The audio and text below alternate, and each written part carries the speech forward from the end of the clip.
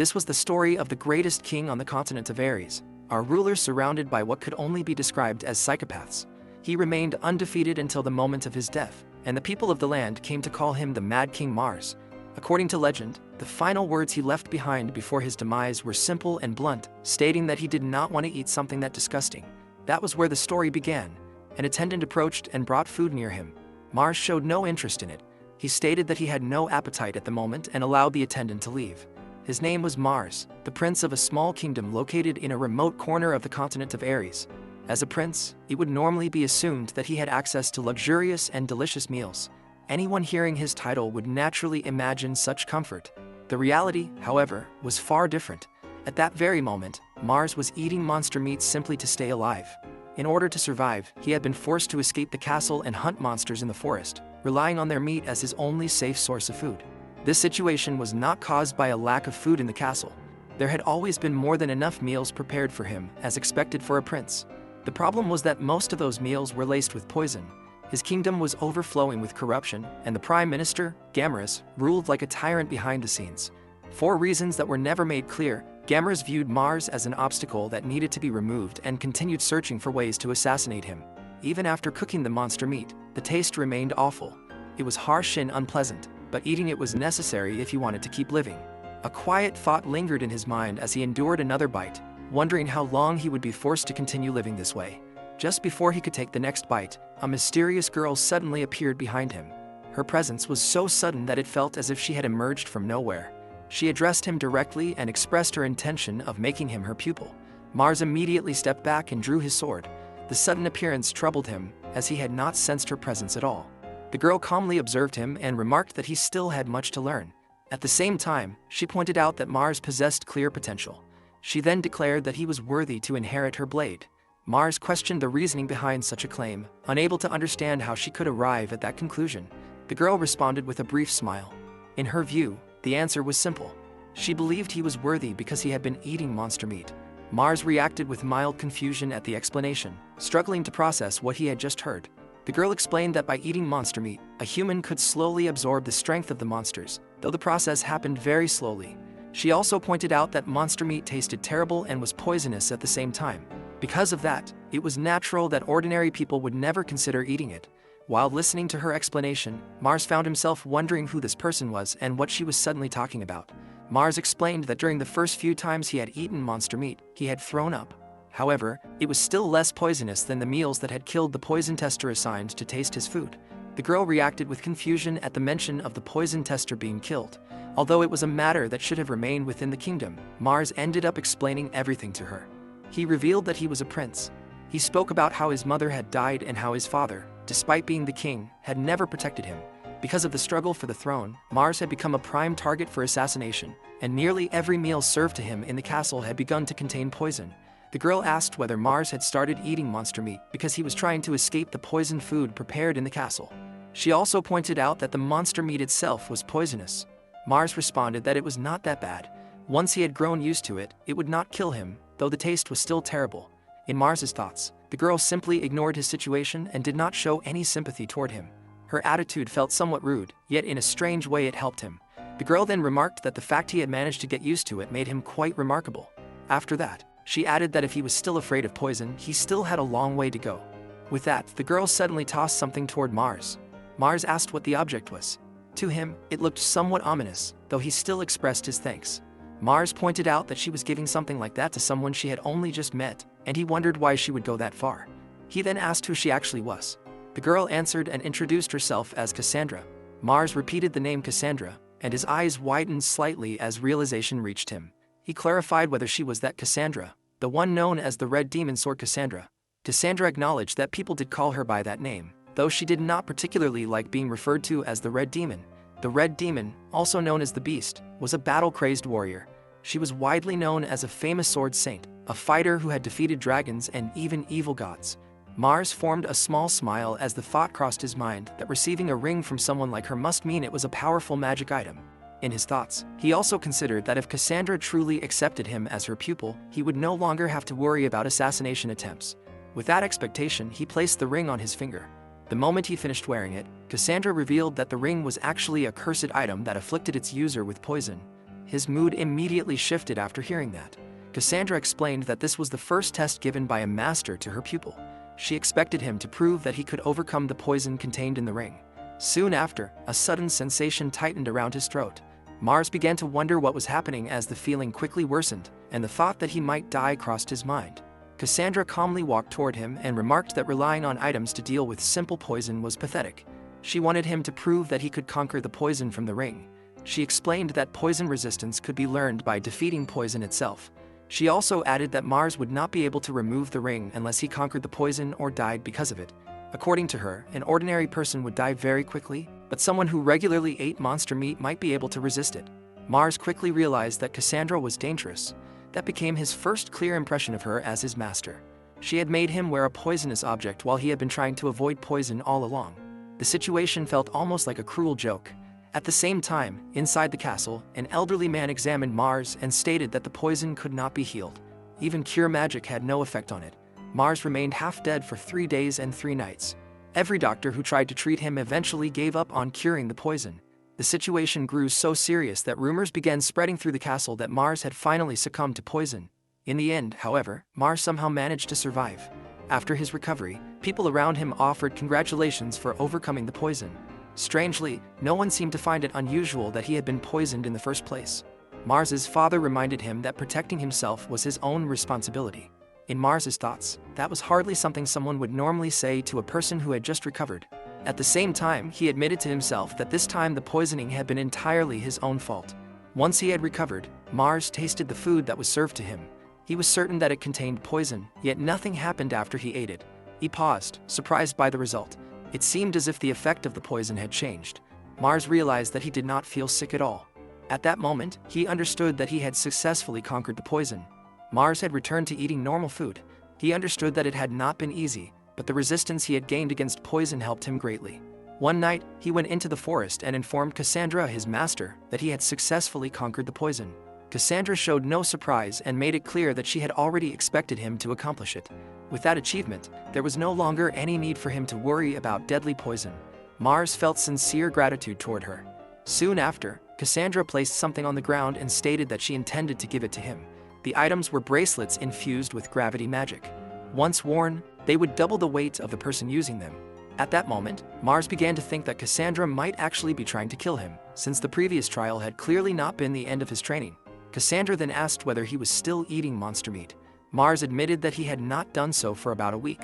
He explained that now that he no longer had to worry about poison, he no longer had any reason to keep eating it. He also wondered whether stopping had been a bad decision. Without answering directly, Cassandra walked away and instructed him to wait where he was. When she returned, she brought back the body of a dead monster. She tossed a piece of the monster's meat toward Mars and told him to eat it. The creature was a great basilisk.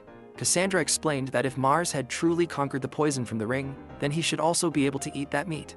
She pointed out that the monster was extremely rare, though the meat was completely raw. Mars wondered if it would be possible to cook it first. Cassandra refused the idea, explaining that cooking it would make the meat less effective. Mars reluctantly began to eat the meat. The taste nearly made him throw up, and the thought crossed his mind that this might finally be the thing that killed him. Cassandra urged him to swallow it. After forcing it down, Mars dropped to his knees and struggled to stay upright. He asked whether the meat itself was poisonous. Cassandra confirmed that it was. She explained that the stronger the monster, the more poisonous its meat became to humans. As an example, she mentioned that the meat of a dragon would be extremely poisonous. In comparison, she believed that the great basilisk meat was probably the strongest Mars could handle at that moment. According to her, even a single lick of it would be enough to kill 500 adults. Mars came to the realization that Cassandra was completely insane, though he managed to push that thought aside. He assumed that the situation would end there for the day. However, Cassandra ordered him to finish all of the meat. Mars felt that the amount was far too much for anyone to eat. Cassandra interpreted his hesitation as a sign of confidence and questioned whether he believed he had already become strong enough and no longer needed to eat monster meat. She then pushed him further, telling him to prove it by attacking her with the sword he was holding. Mars was surprised that Cassandra did not even bother to draw her own sword. The thought crossed his mind that she might be looking down on him. Even so, he rushed forward and launched an attack with all his strength. Cassandra simply responded with a kick. The force of it sent Mars flying away. She then calmly walked toward him and pointed out that he was still weak. In her view, he clearly needed to eat more monster meat. Without hesitation, she pressed the meat against his mouth and forced him to continue eating it. It took a long time, but Mars eventually managed to consume all of the meat, tears running down his face the entire time. From that moment onward, his training continued. Mars spent his days eating monster meat and learning swordsmanship from his master. Although they only met once each week, Cassandra paid very close attention to his progress and immediately noticed whether he was improving quickly enough. Whenever Mars tried to cheat by avoiding monster meat, Cassandra forced it down his throat. If Mars failed to take his sword training seriously, Cassandra beat him severely. Eventually, his training shifted toward fighting monsters directly while continuing to eat them. Even so, Cassandra believed he should only fight weaker monsters on his own. Because of that, she carefully chose monsters that Mars could defeat only by a narrow margin. Among all the monsters he faced, however, Cassandra remained the strongest of them all. While Cassandra and Mars were practicing their sparring, Cassandra began to notice that Mars was steadily improving. She pushed him forward again and urged him to try killing her. Cassandra possessed a special skill in battle. She was able to hold back just enough to avoid killing Mars during their fights. Her movements were so fast that Mars's body often could not keep up with him. Yet after 3 years of relentless and brutal training, things began to change. Cassandra observed that Mars was finally starting to get the hang of it. During that time, Mars learned how to detect the presence of others and avoid incoming attacks. His survival instincts had sharpened, driven by the simple desire not to be struck by Cassandra's attacks. Looking back, the 3 years Mars spent training under his master felt like pure torture. Compared to fighting Cassandra or battling powerful monsters, dealing with the assassins inside the castle felt almost like child's play. Then one day, Cassandra allowed Mars to face a massive wyvern that descended from the sky. The creature soared high above before diving down toward him. In a sudden moment, Mars struck and cut the wyvern into pieces. Cassandra felt satisfied seeing that Mars had truly taken down a wyvern. Even though it was not as strong as a dragon, it was still a formidable monster. She acknowledged that Mars had done well and had grown quite strong. Cassandra also noticed that Mars seemed to have become accustomed to eating monster meat. Mars confirmed that he had been eating it every day. Cassandra pointed out that growing stronger in such a way was a good thing, and Mars agreed with that. Cassandra then smiled and told him that there was nothing left for her to teach him. She reminded him to continue his training and warned that the next time they met, she would truly kill him if she discovered that he had been neglecting it. After leaving those words behind, the master who had trained him for 3 years simply walked away. Only afterward did Mars realize that he had never asked where she lived. It seemed likely that she spent her time traveling across the world, constantly searching for powerful enemies to fight. Because of that, it was probably rare for someone like her to remain in a single kingdom for 3 full years. Mars also understood that if he ever stopped training, Cassandra would truly come back to kill him. He felt grateful for the harsh training he had endured. It had made him far stronger, yet he knew that he still needed to become even stronger if he wanted to survive. The fragile path he had chosen in order to escape the assassins had ultimately led him straight into something that felt like the depths of hell. At that time, Mars had no idea how much his meeting with Cassandra would change his life. Still, if he wanted to survive the assassins sent by Gamaras, face powerful monsters, and above all avoid being killed by his own master, Mars had no choice but to keep eating monster meat. Quick pause. If you're enjoying this, help us reach 1,000 subscribers. 1 click equals instant power-up. Subscribe now. Back to the story. Some time had passed since Cassandra disappeared. During that period, Mars was attacked by yet another assassin. He killed the attacker, making it the 10th assassin he had eliminated that month. The number even made Mars wonder whether the assassin industry might eventually face a shortage of workers. Even so, Gamaras continued aiming for his life as always. Gamaras had forced Mars's father into a marriage arrangement with his own daughter, part of a plan meant to produce a son. That child would gain the right to inherit the throne, which meant Mars had to be removed from the line of succession. However, the red demon Cassandra had somehow become Mars's mentor. Even so, her method of training often felt as if she was trying to kill him herself. Mars remembered her warning clearly, that he had to keep eating monster meat, and that if she ever found him being lazy the next time they met, she would kill him. Because of that, Mars had no choice but to grow stronger if he wanted to stay alive. At times he wondered how his life had ended up like this. Nearby, Mars noticed several men sparring, one fighter facing 4 opponents at once. As he watched them, a thought crossed his mind. It had been more than 200 years since the last war, and because of that long period of peace, practical combat training had nearly disappeared. The kingdom of Fallen was currently at the peak of its peaceful era. Skill with a sword was often considered unnecessary and was sometimes viewed as something only barbarians cared about. Even duels involving swords were prohibited. Because of that, swordmasters who continued to train seriously were often seen as strange or unstable people. In some cases, it was even considered a matter that should be punished by imprisonment. Mars approached the men and asked if he could join them. One of the men demanded to know who he was. Another looked at him and assumed he must be some noble's child. One of them warned him to leave if he did not want to get killed, while another suspected that Mars was mocking them and only wanted to play around for his own amusement. Mars quietly realized that these men clearly disliked nobles.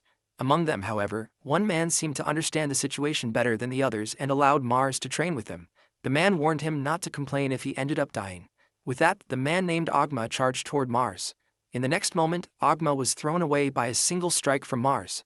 Mars remarked that Ogma was still alive, noting to himself that most assassins would normally be cut in half by a blow like that. Immediately afterward, all of the men attacked Mars at the same time. A few moments later, the men were kneeling in a line. Mars informed them that from that point on, they would serve as his training partners once every 7 days. He also pointed out that they had already seen that he was stronger than all 5 of them combined.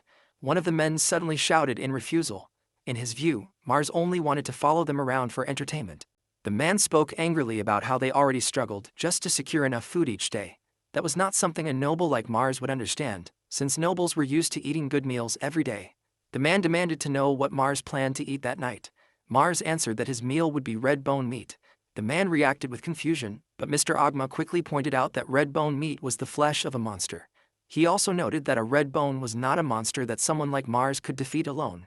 Another man insisted that Mars had to be lying. Someone else added that everyone knew monster meat was poisonous. Mars regarded the accusation of lying as ignorance. He then pointed out that something was approaching behind them.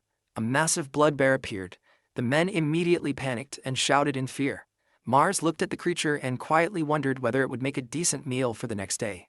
In the next moment, he cut off the monster's head. Mr. Ogma was stunned by what he had just witnessed. Mars then showed them that he was actually eating the meat and encouraged Mr. Ogma to try some as well. Mr. Ogma took a small piece while Mars advised him to take only a small bite, warning that eating too much at once would probably kill him. Mr. Ogma carefully took a bite. The taste nearly made him throw up, since he was not used to eating monster meat. Mr. Ogma had been born the 3rd son of a noble family that valued proper manners far more than skill with a sword. He had always disliked that expectation. In his mind, swords existed to make their wielders stronger. Many people viewed him as a disgrace to the nobility, while others simply saw him as a fool wasting his efforts. To avoid falling into frustration, he had hidden his true identity and gathered several companions to form a group. He called the group 100, an organization devoted entirely to the pursuit of strength. Within the group known as 100, power meant everything. The hierarchy of the organization was determined entirely by strength, which was why the title of 1 was given to the strongest member. At that time, the group already had more than 20 members, and they took pride in believing they were the strongest group in the country. Many of them even claimed they were far stronger than the kingdom's knights, whom they considered little more than decorations.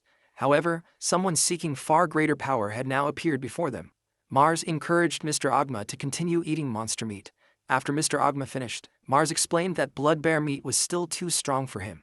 According to Mars, he would first need to become accustomed to weaker monster meat, such as that from a killer rabbit. Mr. Ogma reflected on the situation. In the end, everything they had claimed about themselves seemed like a lie. They believed they possessed power and determination, calling themselves seekers of strength, yet their confidence now felt hollow. With that realization, he bowed toward Mars and recognized him as someone worthy of being called number 0, the one above the strongest. He expressed the group's willingness to accept Mars's guidance and asked him to join them and train them. Mars repeated the unfamiliar title in confusion, wondering about the meaning of number 0. Even so, Ogma assigned him that title and suggested that his new name within the group should be Zeros. The name Mars stood out too much, so the new title suited the situation perfectly. Mars also concealed his appearance by wearing armor he had found in some ancient rooms. From that point forward, he began training with the members of the group. Because of this, he could finally fight with his full strength, and his ability to handle battles against multiple opponents improved greatly. Above all, no matter how many times Mars defeated the members of 100, they always stood up again and continued fighting him until they eventually collapsed from exhaustion. Not even the assassins who had been sent after him had ever shown such persistence. Although the situation felt somewhat strange, Mars found himself satisfied by their determination. In this way, a full year passed as they continued training together. The results were impressive, though the direction everything was taking felt unusual. By that point, every member of the group had begun eating monster meat as well. Those who could eat the meat of stronger monsters received the greatest praise, while those who could only handle weaker monster meat were often labeled as weaklings. Even so, Mars personally did not believe that a person's worth or greatness should be judged solely by that measure. As a prince, he had never received this level of recognition before, which left him with mixed feelings about the situation. Meanwhile, at the headquarters of the Black Knights of Falun, a knight named Commander Chrome raised a question. He had heard rumors about a group that spent its time constantly fighting while eating monster meat. One of the knights present confirmed that the information was correct. The group called itself 100, and according to the reports, some members of the Black Knights had also joined them. The response shocked Commander Chrome. Among ordinary civilians, however, many people believed the group was actually helping. Since the knights were already occupied dealing with the most powerful threats, the fact that this group hunted monsters was seen as useful. Commander Chrome remained suspicious. The act of eating monster meat and even drinking its blood made him consider the possibility that the group might be part of some dangerous cult. The matter became even more serious if members of his own subordinates were involved. That was something he could not ignore.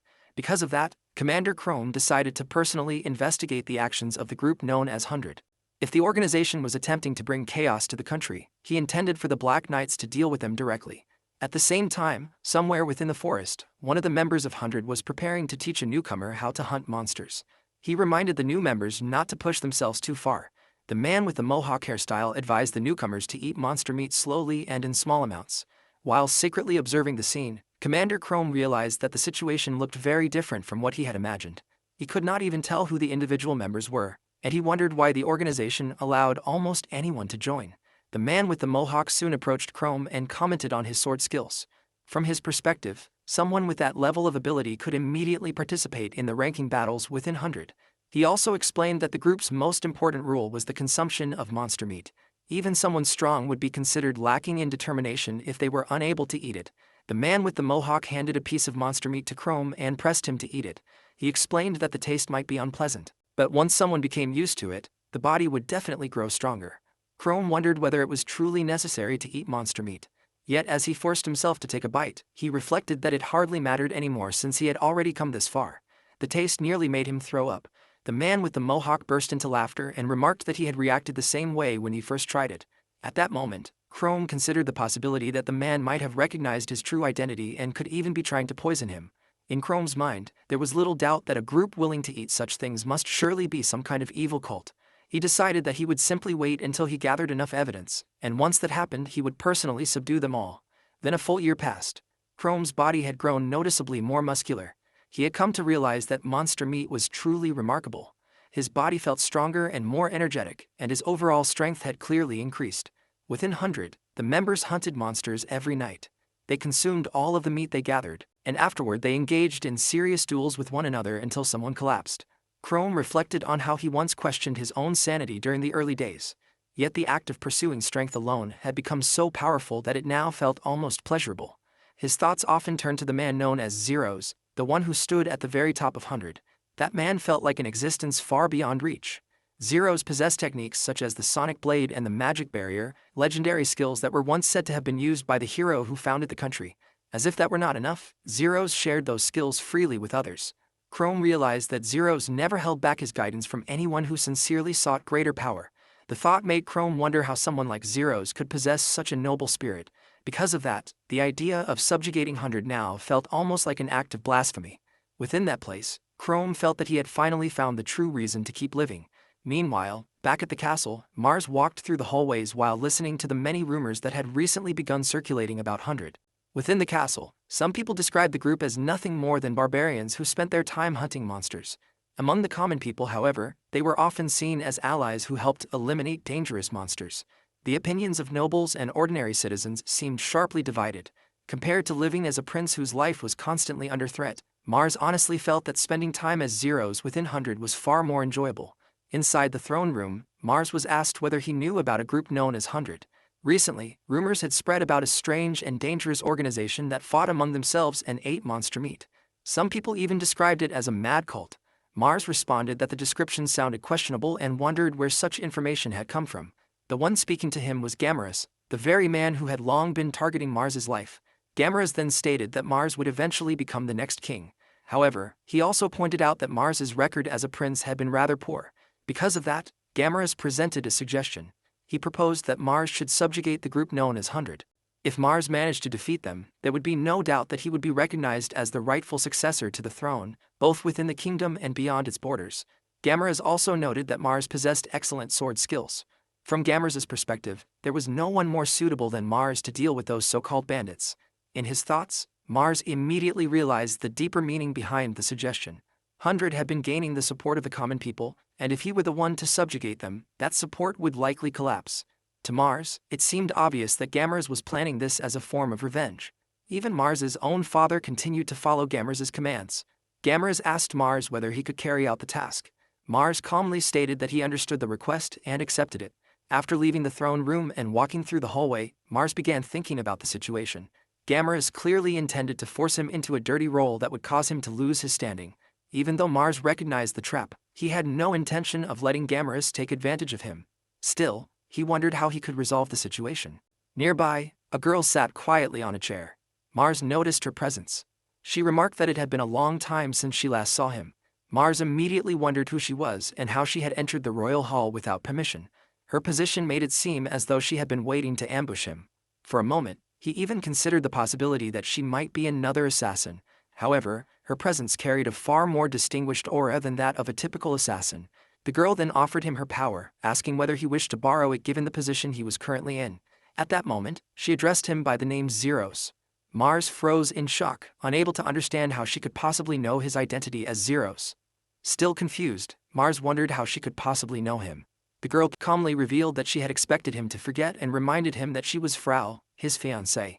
At that moment, Mars suddenly realized that he did, in fact, have a fiancée. He felt apologetic for not remembering sooner and began to question what she had meant when she addressed him as Zeros. It was true that Mars was the leader of 100 under the name Zeros, but he had always hidden the fact that he was the prince. Besides, many years had passed since he last saw Frau. From his perspective, there should have been no way for her to know anything about what had happened during that time. Frau confidently revealed that she had been watching him all along through a crest. Through that mark, she was able to share his vision and even teleport directly to his location whenever she wished. Mars stared at the mark on his wrist in disbelief. Thinking back, he remembered that when they were children, Frau had once cast a strange spell on him. At the time it had looked like a simple birthmark. Because it appeared harmless and even somewhat interesting, he had ignored it completely. Only now did he realize that she had been observing him for years through that mark. The realization made him understand that she was far more dangerous than he had thought. Frau had first met Prince Mars when she was 8 years old. Her father had introduced them to each other as future fiancés. Even though Mars had been a prince, aside from his expensive clothing, he seemed like a very ordinary boy. At the time, Frau had not found him particularly interesting. During that period, she had just learned a new spell known as the Pact Mark. Since she needed a subject to test it on, she chose Mars without hesitation. The spell succeeded, and with that result, Frau felt satisfied. Sometime later, when Mars was 11 years old, he nearly died from poison. Frau found the poison itself interesting, which led her to use the Pact Mark again after a long period of ignoring it. After that moment, Prince Mars began behaving in unusual ways, including the decision to start eating monster meat. That unexpected development made things more interesting for her. Because of that, she began using the Pact Mark more frequently to watch him. While observing him during that time, she noticed that the prince's magical power was steadily increasing. That discovery led her to imitate his example and begin eating monster meat herself. Since that moment, Frau had never grown bored of watching Prince Mars. Mars realized that a serious problem had now appeared. His private life had been constantly watched by Frau all this time. For the moment, however, he chose to set that issue aside. Instead, he focused on asking Frau what she had meant earlier about lending him her power. Frau simply indicated that the matter could be discussed later. Meanwhile, at the base of 100, both Chrome and Warren were present. It was still difficult to believe that the two leaders of the 4 Knight Orders, representing the Red Knights and the Black Knights, had actually joined 100. Within the kingdom of Falun, there were 4 Knight Orders. The White Knights were responsible for protecting the king and the most powerful nobles. The Blue Knights handled the security of the royal capital. Meanwhile, the Red Knights and the Black Knights were assigned to lead expeditions and suppress monsters during times of war. Even with these powerful figures present, Zeros sensed that the atmosphere within 100 had become unusually heavy. Agma approached Zeros and asked him to listen carefully. According to the information he had gathered, the country was preparing to destroy 100. The commanders assigned to carry out this mission were Chrome of the Black Knights and Warren of the Red Knights. Zeros realized how quickly the information had spread. After hearing it, he concluded that the best option would be for 100 to leave the country. However, Warren addressed everyone gathered there and made his position clear. Both he and Chrome, along with the Red Knight Order and the Black Knight Order, had decided that they would support 100 until the very end. Whatever decision Zeros made, they would follow it. Zeros struggled to understand what Warren meant by supporting them until the end. Chrome then explained that he no longer believed there was any justice left within the corrupted country. If the Red Knights and the Black Knights joined forces with 100, their combined strength would become overwhelming. As long as Zeros continued to lead them, Chrome believed they had a real chance of winning a rebellion. Zeros quickly understood that they had no intention of fleeing. Instead, they were talking about betraying their own country and starting a civil war. In truth, Zeros had no desire to become involved in something as dangerous as a rebellion. He would rather leave the country entirely and live freely somewhere else. Zeros believed that once they saw his real identity, they would understand his position. With that thought, he removed his disguise and revealed his true face. Everyone present was shocked. The man they had followed as Zeros, the leader of 100, was none other than Prince Mars. Mars formed a small smile, believing that now everyone would understand the situation. As the Prince of Falun, he could not possibly lead a rebellion against his own country. Chrome quickly came to his own conclusion about what Zeros had meant. From his perspective, he had clearly understood the thoughts Mars was trying to convey. In Chrome's interpretation, Prince Mars did not intend to lead a rebellion but rather a legitimate war. To him, that meant the conflict would not be a rebellion at all. With great enthusiasm, Chrome declared that it would be a rightful battle to establish Prince Mars as the true successor to the throne. In his mind, justice was already on their side. Meanwhile, Mars quietly reflected that whether he was a prince or not, starting a rebellion against the country was not something he believed to be right. One of the other members suddenly shouted in admiration, convinced that Prince Mars had been preparing for this moment for many years. From that person's perspective, the reason Mars had gathered and strengthened 100 was to reach this very point. Mars could only think to himself that he had never gathered forces for the sake of a rebellion. In fact, he had originally brought in only a few people. Now the group had grown to more than 1,000 members, even though it was still called 100. He realized that he needed to calm everyone down first and make them understand the real situation. Mars pointed out that even if they had gathered an army, the royal castle itself was nearly impossible to breach. He wondered whether they truly believed they had any chance of defeating the kingdom. At that moment, approaching footsteps interrupted the tense atmosphere. The newcomer explained that the royal forces were not limited to the White Knights and the Blue Knights. There was also the Magic Division. Regarding the Magic Division, Frau declared that they would stand on Prince Mars's side. Mars was surprised by her sudden appearance. Chrome laughed lightly and reassured Mars that there was no need for him to test their resolve. According to Chrome, Miss Frau had already explained everything to them beforehand. Some members of 100 might not yet know this, but she was widely known by the title Frau the Empress of Thunder. She served as the main force of the kingdom's magic corps and was considered a crucial element in the nation's defense. Frau calmly stated that she would take responsibility for leading the Magic Division. Hearing that, the men erupted in excitement, convinced that victory was now guaranteed. Mars felt confused.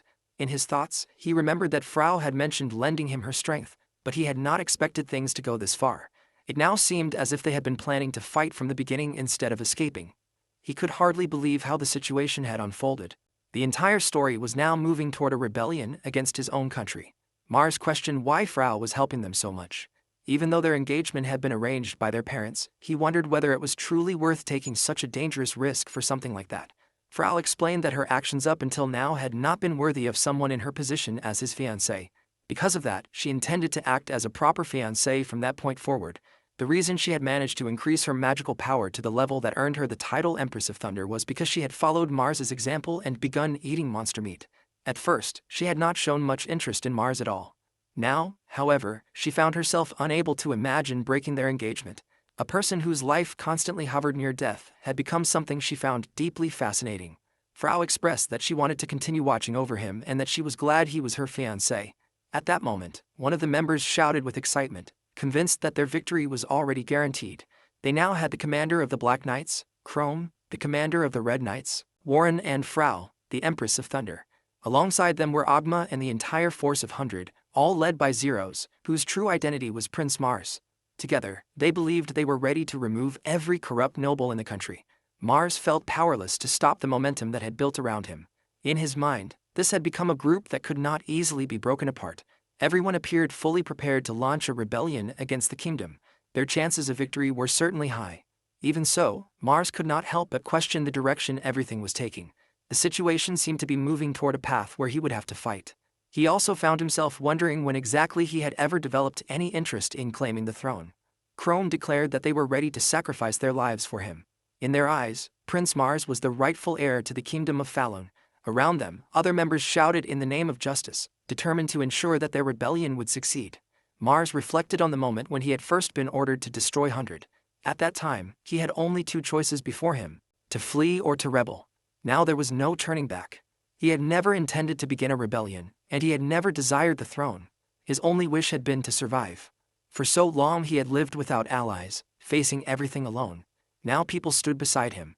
Their trust weighed heavily on him, so much that he found himself unable to reject it. Frau watched him closely.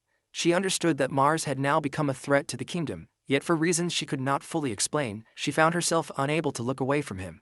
She expressed her determination to ensure that the rebellion would succeed and her intention to fight alongside him. Eventually, the day arrived when 100 would challenge the kingdom.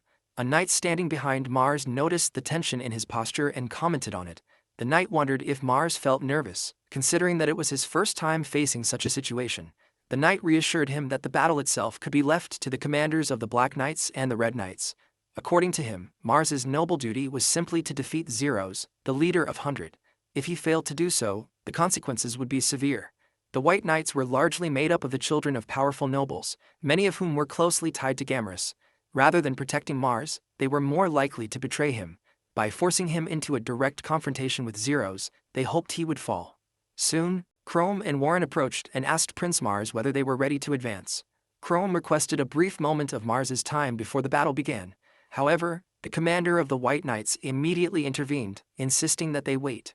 From his perspective, the prince should not be addressed directly. There was also no need for the prince to personally involve himself with a group like 100. At that moment, the White Knight commander was caught off guard. The Black Knights and the Red Knights had arrived in full force.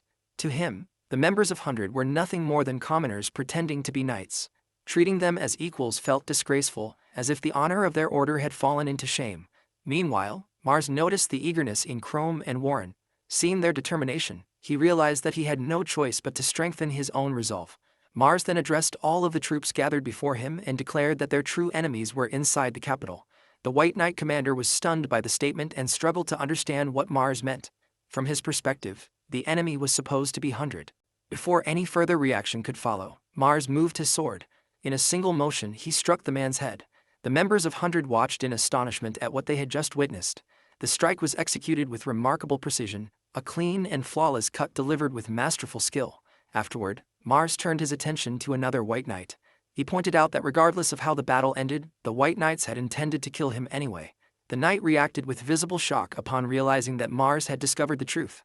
To Mars, however, the situation had been obvious.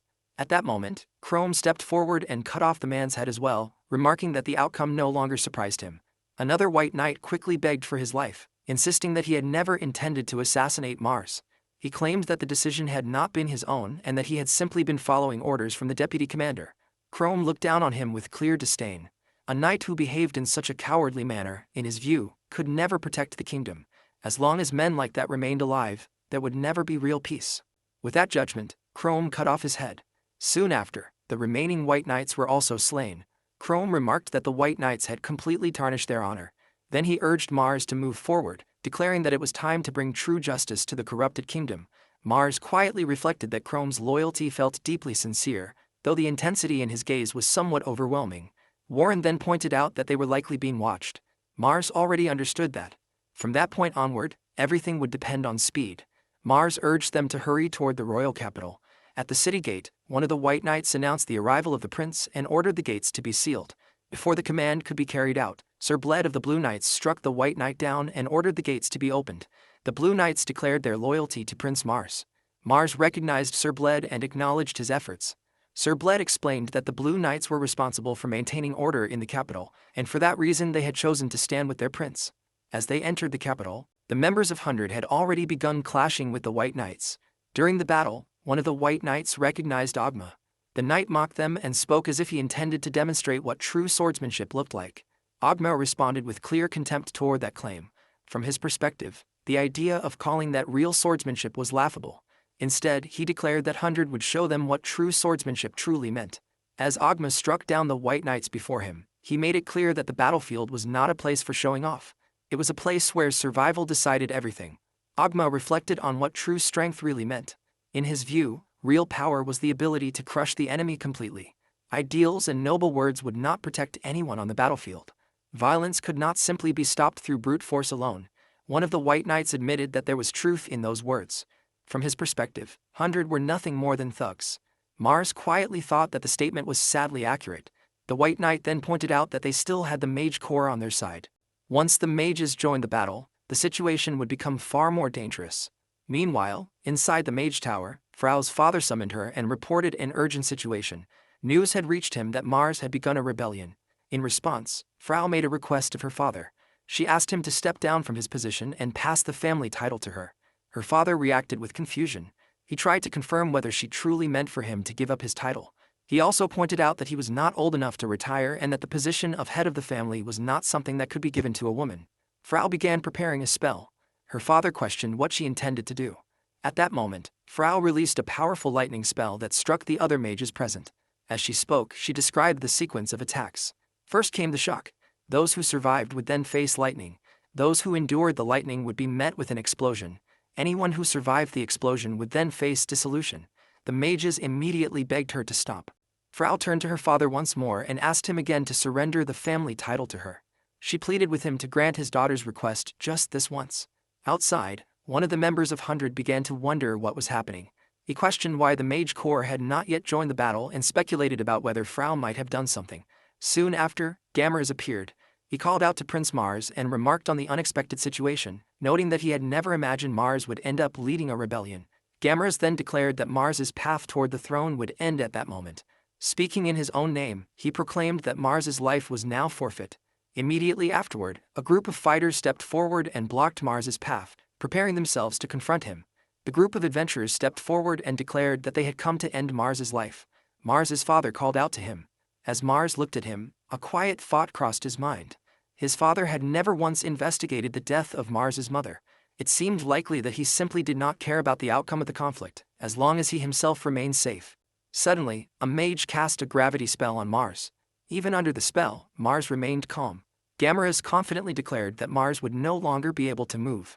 According to him, Mars had already been restrained through the use of magic. Gamera admitted that the sudden rebellion had surprised him, but he had prepared for such a situation in advance. As part of that preparation, he had hired A-rank adventurers. Soon, reinforcements would arrive and completely surround Mars. At that point, everything would finally be over. However, Mars was still wearing the gravity bracelet that Cassandra had given him. Under the weight of the spell, he simply walked forward. One of the adventurers stared in disbelief, wondering how Mars had managed to escape. It appeared as if the gravity spell was not working. Mars calmly explained that the gravity spell was functioning perfectly. He had simply become accustomed to such pressure. Then, something exploded above them. One of the adventurers immediately recognized the attack as the ability of a poison lizard. He warned that Mars would soon become paralyzed. Mars recognized the creature as well. He casually remarked that its meat had tasted terrible. The adventurer was stunned by the statement and questioned whether Mars had actually eaten poison lizard meat, something that was essentially pure poison. Another adventurer rushed forward and attacked Mars, convinced that the claim had been a bluff. Mars responded with a single strike. The A-rank adventurers watched in shock as their companion was cut cleanly in half. One of them quickly asked the healer whether the fallen man could still be saved. The healer calmly responded that only a necromancer could possibly deal with something like that. Mars quietly apologized, explaining that it had been a long time since he had fought without wearing the bracelet, which caused him to lose control of his strength. Several members of the group immediately threw daggers toward him. One of them ordered Mika to prepare an attack spell, told Luida to support them, and instructed Chad to distract Mars. Mars remained completely unfazed. As another adventurer rushed toward him, Mars unleashed a sonic blade. The impact was overwhelming, and the attacker was cut in half as well. Another member shouted for the healer to help, but the healer responded that saving someone from such injuries would require the power of a saint. Anger spread among the remaining adventurers. One of them raised her power and unleashed blazing crimson flames toward Mars, declaring that the fire would fall upon its enemy and burn. Mars remained calm even then. He acknowledged that the attack was not something he could block directly. Just before the flames could strike him, a magic barrier suddenly formed and stopped the attack. The remaining members of the party stared in shock. The mage who had cast the flames fell to her knees in disbelief. That spell had been her strongest attack, yet it had been stopped by a magic barrier, an ability usually seen only in high-level monsters. Mars formed a small smile as he looked at the stunned expressions around him. Seeing their surprise felt strangely satisfying. He had mastered that ability after repeatedly facing demon apes. By eating their meat again and again, he had eventually perfected the skill. As he calmly walked forward, he asked the remaining members to move aside, making it clear that he had no intention of killing them. The party leader stepped forward and blocked his path. Mars advised him to run and promised to let him go if he did. The party leader reacted with anger, believing that Mars was mocking them. In his pride, the man declared that they would never simply walk away after their comrades had been killed. He reminded Mars that he was an A-rank adventurer. With that, the man swung his sword at him. Mars immediately blocked the strike. Their swords clashed several times in quick succession.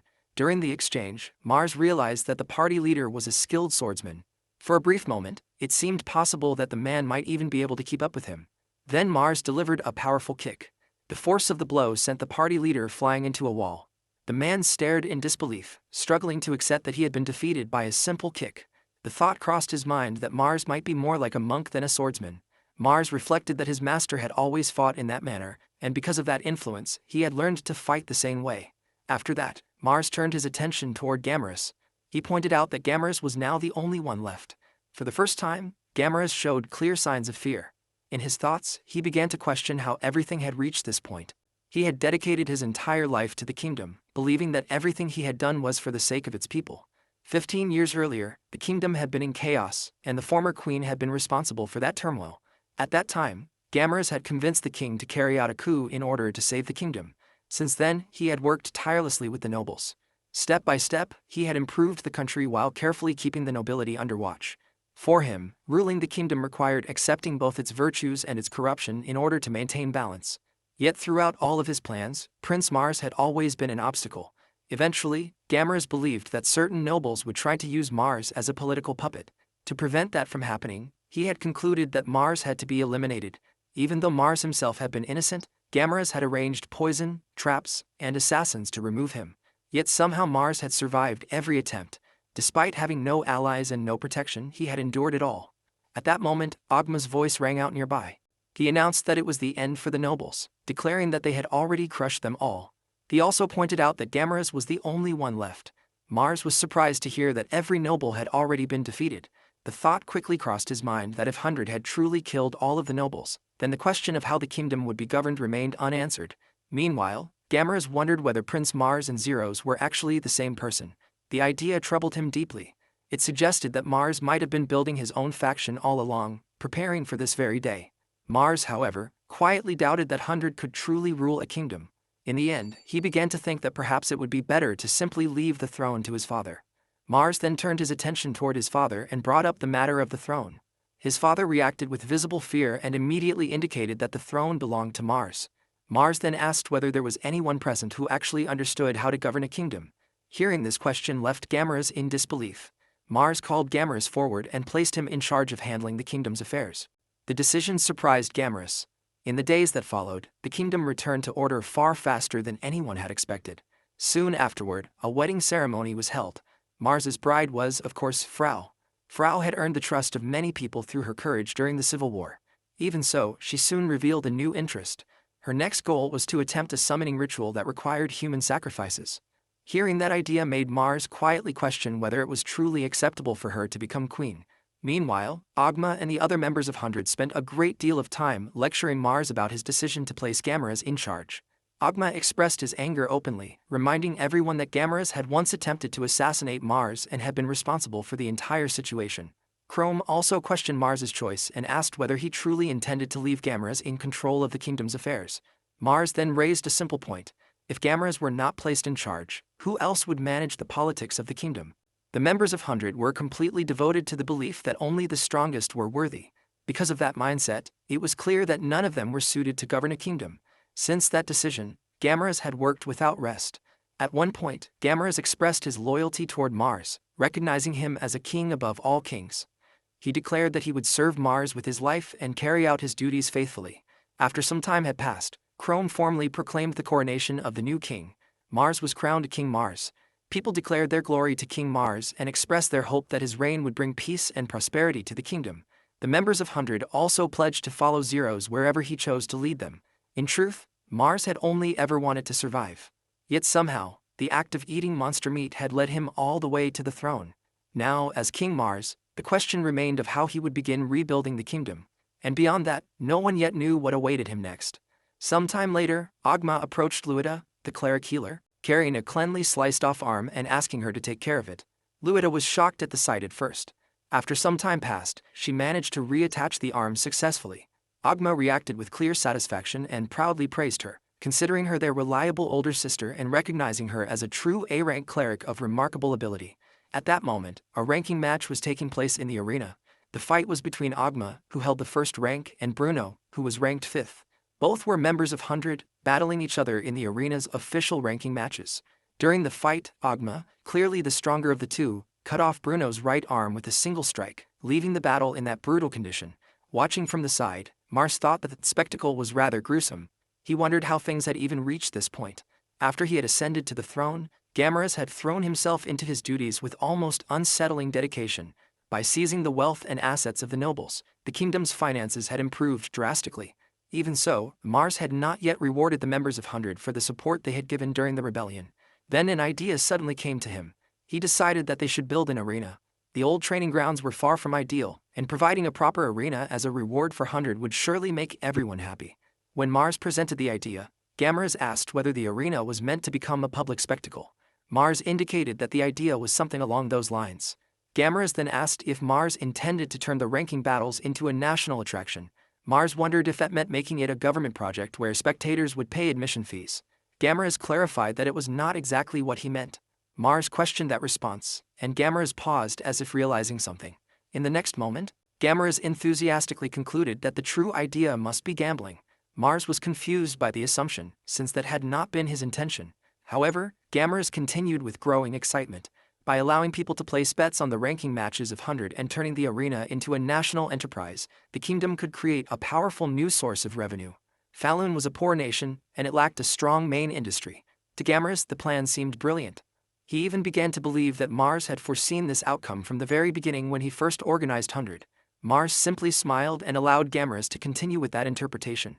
If the plan benefited the kingdom, Mars saw no reason to object.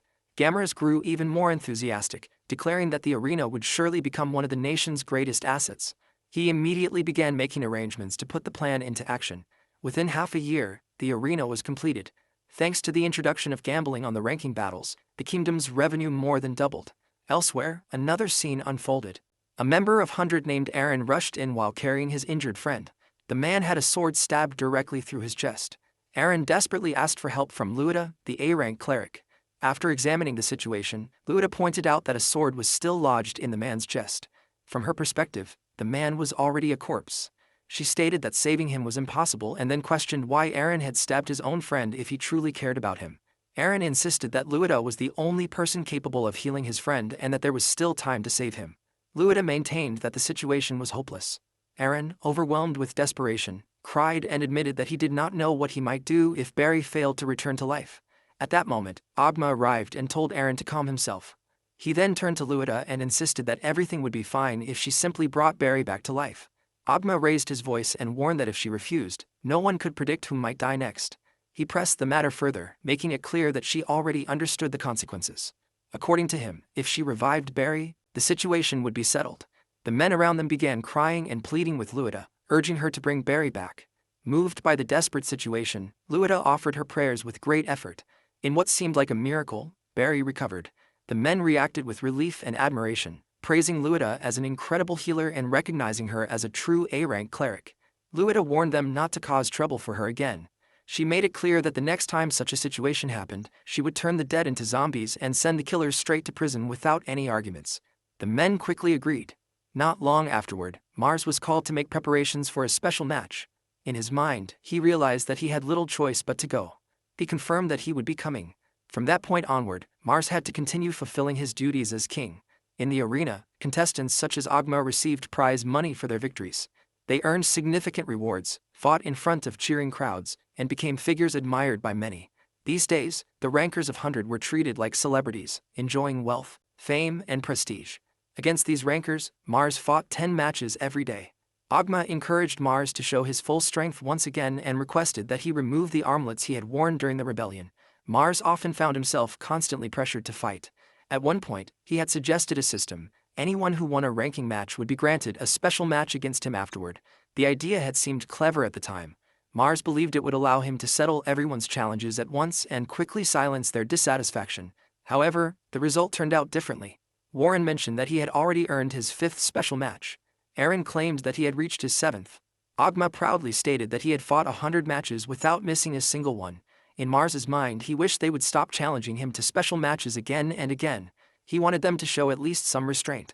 Soon afterward, Ogma and Warren rushed toward Mars, declaring that this would be the day they finally defeated him. Ogma held firmly to the belief that they would never give up. No matter how many times they were knocked down, they would always rise again. Watching them, Mars could only think that they behaved almost like zombies. They surrounded him while shouting his name with excitement, calling out to King Mars and Lord Mars. Mars often wondered why he was always the one placed in this situation. He had been fighting these special matches almost every day, even though everyone else was allowed 5 full days of rest. As for Gamorous, Mars sometimes found himself wondering whether the man had once lived like a gladiator slave. Gamorous had insisted that whenever the king personally held special matches, the crowds would grow far larger, which meant they should continue the events as often as possible. No matter how many challengers Mars defeated, they kept returning again and again. The reason for this endless cycle was the cleric Tsuita. Mars had originally hired her to provide healing, but he had never imagined it would turn into such a relentless situation. In truth, Mars wanted to complain to Gamorous about it. Yet whenever he saw Gamorous working himself far beyond exhaustion, growing thinner while tirelessly managing the kingdom's affairs, Mars found that he could not bring himself to criticize him. Another victory for King Mars was announced, bringing that day's ranking matches to an end. However, Mars knew that the Real ordeal would begin afterward. Elsewhere, Tsuita was nervously praying while casting purification magic on herself. She repeatedly invoked cleansing winds to remove poison from her body. At the same time, she wondered why she was forced to eat poisoned food while constantly using detoxification spells to survive it. Meanwhile, in another dining room, Mars asked Gamorous whether the rumors were true that killer rabbits had nearly disappeared. Gamorous confirmed the reports, explaining that the creatures had almost vanished from the kingdom's territory. Mars found the idea surprising. He had never heard of monsters becoming extinct before. In his understanding, monsters were supposed to appear endlessly. Perhaps they had not truly disappeared but had simply been driven away from the region. Gamorous then added that recently even dragons had begun avoiding flying over the kingdom's lands. The members of 100 had been competing fiercely to hunt dragons for their valuable meat. In addition, Frau's mage corps had also joined the hunts using their magic. Hearing that dragons were now fleeing the territory, Mars began to wonder what kind of dangerous place the kingdom was becoming. Concerned, he considered that fewer monsters should normally be a good thing. Creatures like killer rabbits had once damaged crops and harmed local residents. Gamorous explained that the situation was not entirely positive. For people who were not accustomed to it, meat from monsters stronger than killer rabbits was extremely poisonous. Many of the new recruits joining 100 were unable to adapt to it. In Mars's mind, the obvious solution seemed simple. If the meat was poisonous and unpleasant, they could simply stop eating it. Mars reflected that he would personally prefer to eat something far tastier. If people liked killer rabbit meat that much, it would make more sense to raise the creatures themselves. Gamorous paused to clarify the idea, wondering if Mars truly meant raising monsters. The suggestion impressed him greatly. Ignoring conventional thinking and proposing something so unusual struck Gamorous as remarkable. Meanwhile, Mars immediately realized the problem. Gamorous was taking the suggestion seriously. If the kingdom actually began breeding monsters for food, other nations would almost certainly think they had lost their minds. Mars clarified that the idea was not about raising monsters for food. Gamorous immediately interpreted it differently and considered whether the purpose might be for display instead. In his thoughts, Mars was confused about how Gamorous' reasoning had taken such an unusual direction. Mars made it clear that it was not intended for entertainment either. Gamorous continued thinking and arrived at another conclusion. From his perspective, perhaps the true purpose was breeding monsters as the first step toward incorporating them into the kingdom's military strength. Mars's eyes widened at the suggestion. Gamorous became increasingly impressed, believing that Mars was revealing a grand vision. He pointed out that the northern kingdoms already raised dragons and trained dragon riders. Following that example, they could strengthen their own forces by raising monsters as well. Mars struggled to follow Gamorous' reasoning. The idea of breeding monsters for warfare sounded completely unreasonable to him. The thought even crossed his mind that such a plan sounded more like something a demon lord would attempt. However, Gamorous continued analyzing the idea enthusiastically. Whether for meat, spectacle, or military strength, raising monsters appeared to offer many possible benefits. It was certainly a challenging concept, but in his view it was worth attempting. Mars quickly tried to deny that this had been his intention, yet just as he attempted to speak, he suddenly noticed that no sound was coming from his voice. Confused, he turned his head and looked behind him. Frau was standing there. Mars and Frau were connected through a contract seal, which meant she could easily have overheard his entire conversation with Gamera's before teleporting to his side. Mars also noticed that she was casting some form of magic. At that moment, it became clear to him that his voice had stopped working because of her. Mars then questioned whether Frau truly wanted to begin breeding monsters. Frau simply acknowledged the idea with quiet interest. Realizing this, Mars immediately concluded that preparations would have to begin at once. Trying to stop her would be pointless. In Mars's mind, once Frau developed an interest in something, there was no turning back. Attempting to restrain her would only cause her to lash out once her obsession was denied. Such an outcome would be disastrous for everyone. The idea of breeding monsters for military purposes was now beginning to take shape. At that time, however, Mars did not realize the consequences. The relentless hunting of monsters by so many people would eventually lead to a far greater calamity. In the kingdom of Falun, a plan for the mass production of monsters had begun. It was reassuring in one sense that Frau appeared pleased with the idea. Even so, Mars could not help wondering whether it was truly necessary to turn monsters into military power. Falun was a small and remote kingdom, and no nation would normally bother invading it. If only there were some way for him to escape the situation. At times he even thought that perhaps someone from 100 could take his place in those special matches. Nearby, Chrome called out to King Mars and asked him to look at a gravity bracelet he had obtained. Chrome explained that with such a bracelet, he might come a little closer to Mars's level of strength. Mars reacted with confusion. In his mind, the bracelet was nothing more than a prisoner's shackle.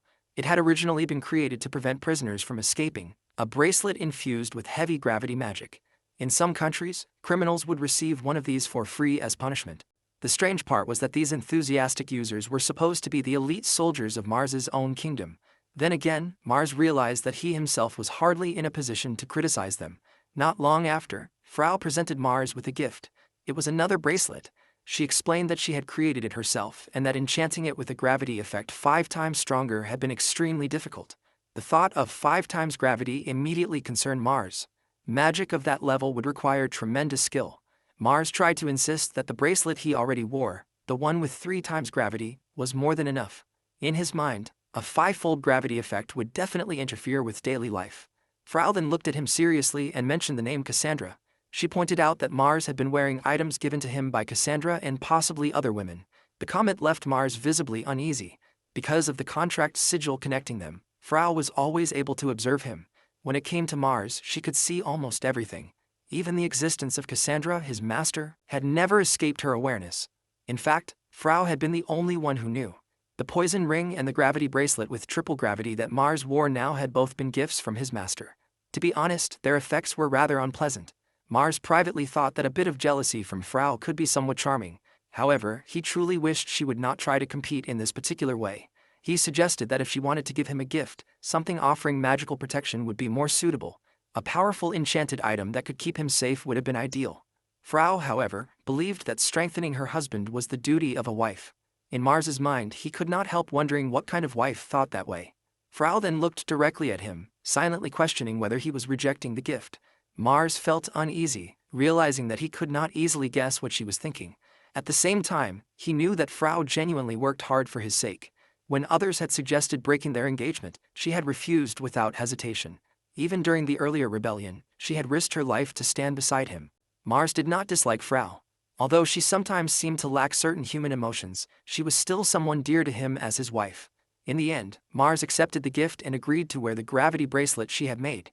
He expressed his gratitude to her. The moment he did so, the throne beneath him could not withstand the sudden weight and shattered.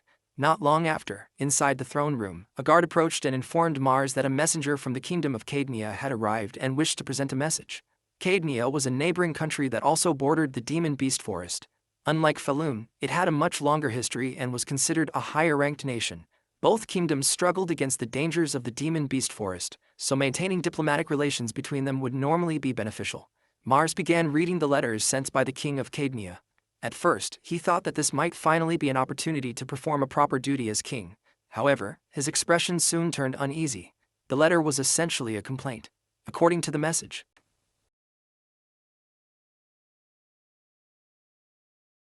the messenger, Lord Odd, calmly responded that the situation was not so simple. Until recently, Cadmea had handled the monsters within its own territory without difficulty. However, in recent years Falun had been hunting monsters excessively and rapidly expanding deeper into the demon beast forest. Because of that expansion, the monsters that fled were now pouring into Cadenea's lands, creating a crisis they were struggling to control. Hearing this explanation, Mars realized that the reckless actions of his own people had genuinely caused serious trouble for Cadenea. Warren then spoke, defending their country's policy. From his perspective, Falun's national strategy had always been to subjugate monsters and develop the demon beast forest. Because of that, he believed there was no reason for another nation to condemn them. Agma also raised his voice in agreement. In his view, if the number of monsters had increased in Cadenea's territory, they should simply defeat them themselves. To him, complaining about such a situation seemed pathetic. Aaron, on the other hand, reacted with enthusiasm and argued that if the number of monsters increased, they should simply eat them. He even pointed out that in their own country they were actually running short of monsters. Mars quietly reflected that not everyone thought the way Aaron did. In truth, he genuinely felt sorry for Cadenea. Meanwhile, Lord Odd considered the situation carefully.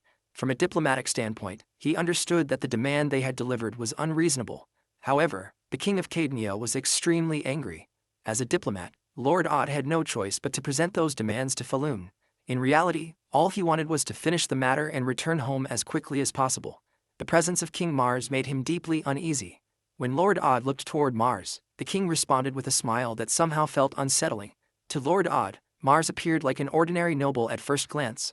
Yet the rumors surrounding him told a far darker story. It was said that Mars had once been a troublesome prince who had nearly been disinherited. When he realized he was about to lose his claim to the throne, he supposedly adopted the name Mars, gathered a group of outlaws, and launched a rebellion. According to those rumors, he had slaughtered the nobles who opposed him, making him a terrifying figure.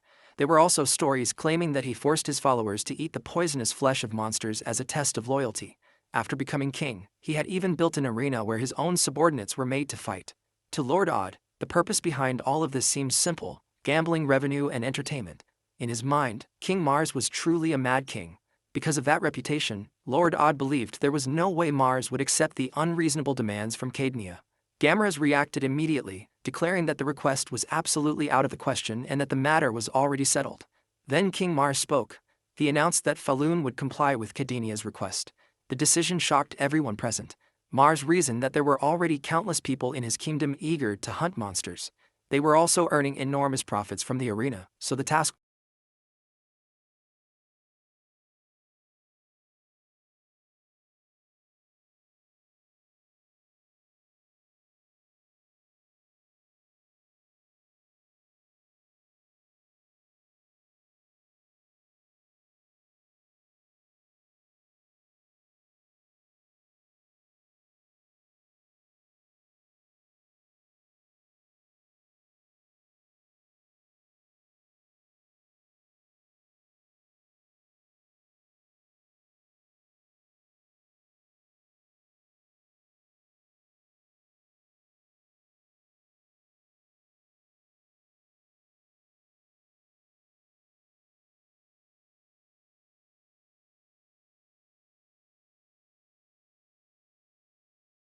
would not cause any real difficulty.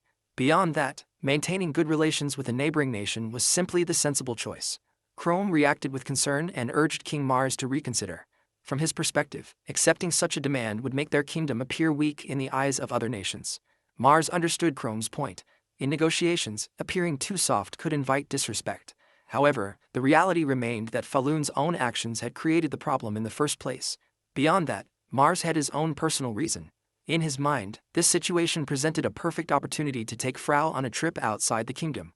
Mars then declared that preparations for the expedition would begin over the next month. During that time, he ordered the captain of the Black Knights, Chrome, to assist Cadenea in subjugating monsters. Chrome acknowledged the order, but the realization of what he had just agreed to quickly caught up with him. Mars then turned to Lord Odd and asked whether the arrangements sounded acceptable. He also asked whether it would cause any problems if Falun's forces entered Cadenea during the monster subjugation efforts. Lord Odd immediately assured him that it would not be a problem at all. He stated that Cadenea had no objections and expressed deep gratitude for King Mars's generosity. After some time had passed, Chrome approached King Mars and asked him to explain the true reason behind his decision. He requested an explanation that everyone could clearly understand. Mars quietly reflected that he might have gone too far earlier. Simply admitting that he wanted to visit another country would not be appropriate for a king. Realizing this, he began searching for a convincing excuse. Then Mars snapped his fingers as an idea came to him. He announced that there was a possibility of a monster stampede. The people around him reacted with surprise. Gamera's quickly interpreted the statement, explaining that the king was considering the potential risk of a stampede. A stampede referred to a situation where an overwhelming number of monsters suddenly swarmed into an area. The exact cause was often unknown, but excessive hunting of monsters was known to trigger such events.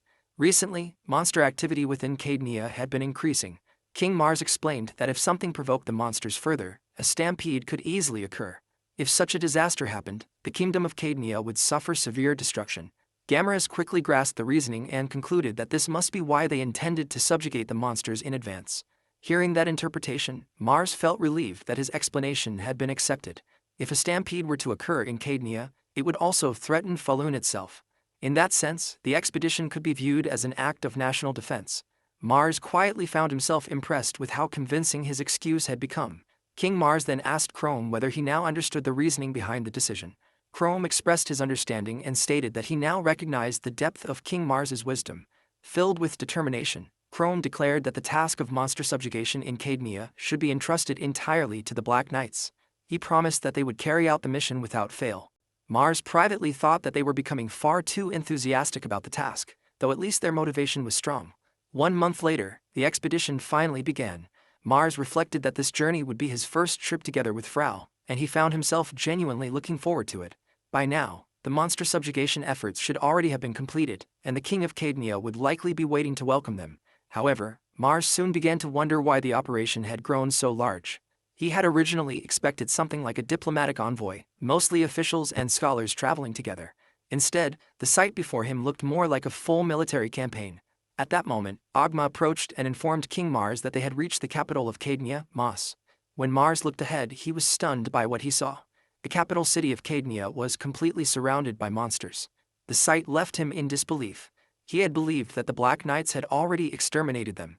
Half a month earlier, Chrome had been reflecting on the extraordinary foresight of King Mars. At first, he had struggled to understand why Mars had agreed to the demands made by Cadenia. However, as he thought about it more deeply, everything began to make sense in his mind. To Chrome, it seemed obvious that King Mars must have anticipated such a foolish request from Cadenia.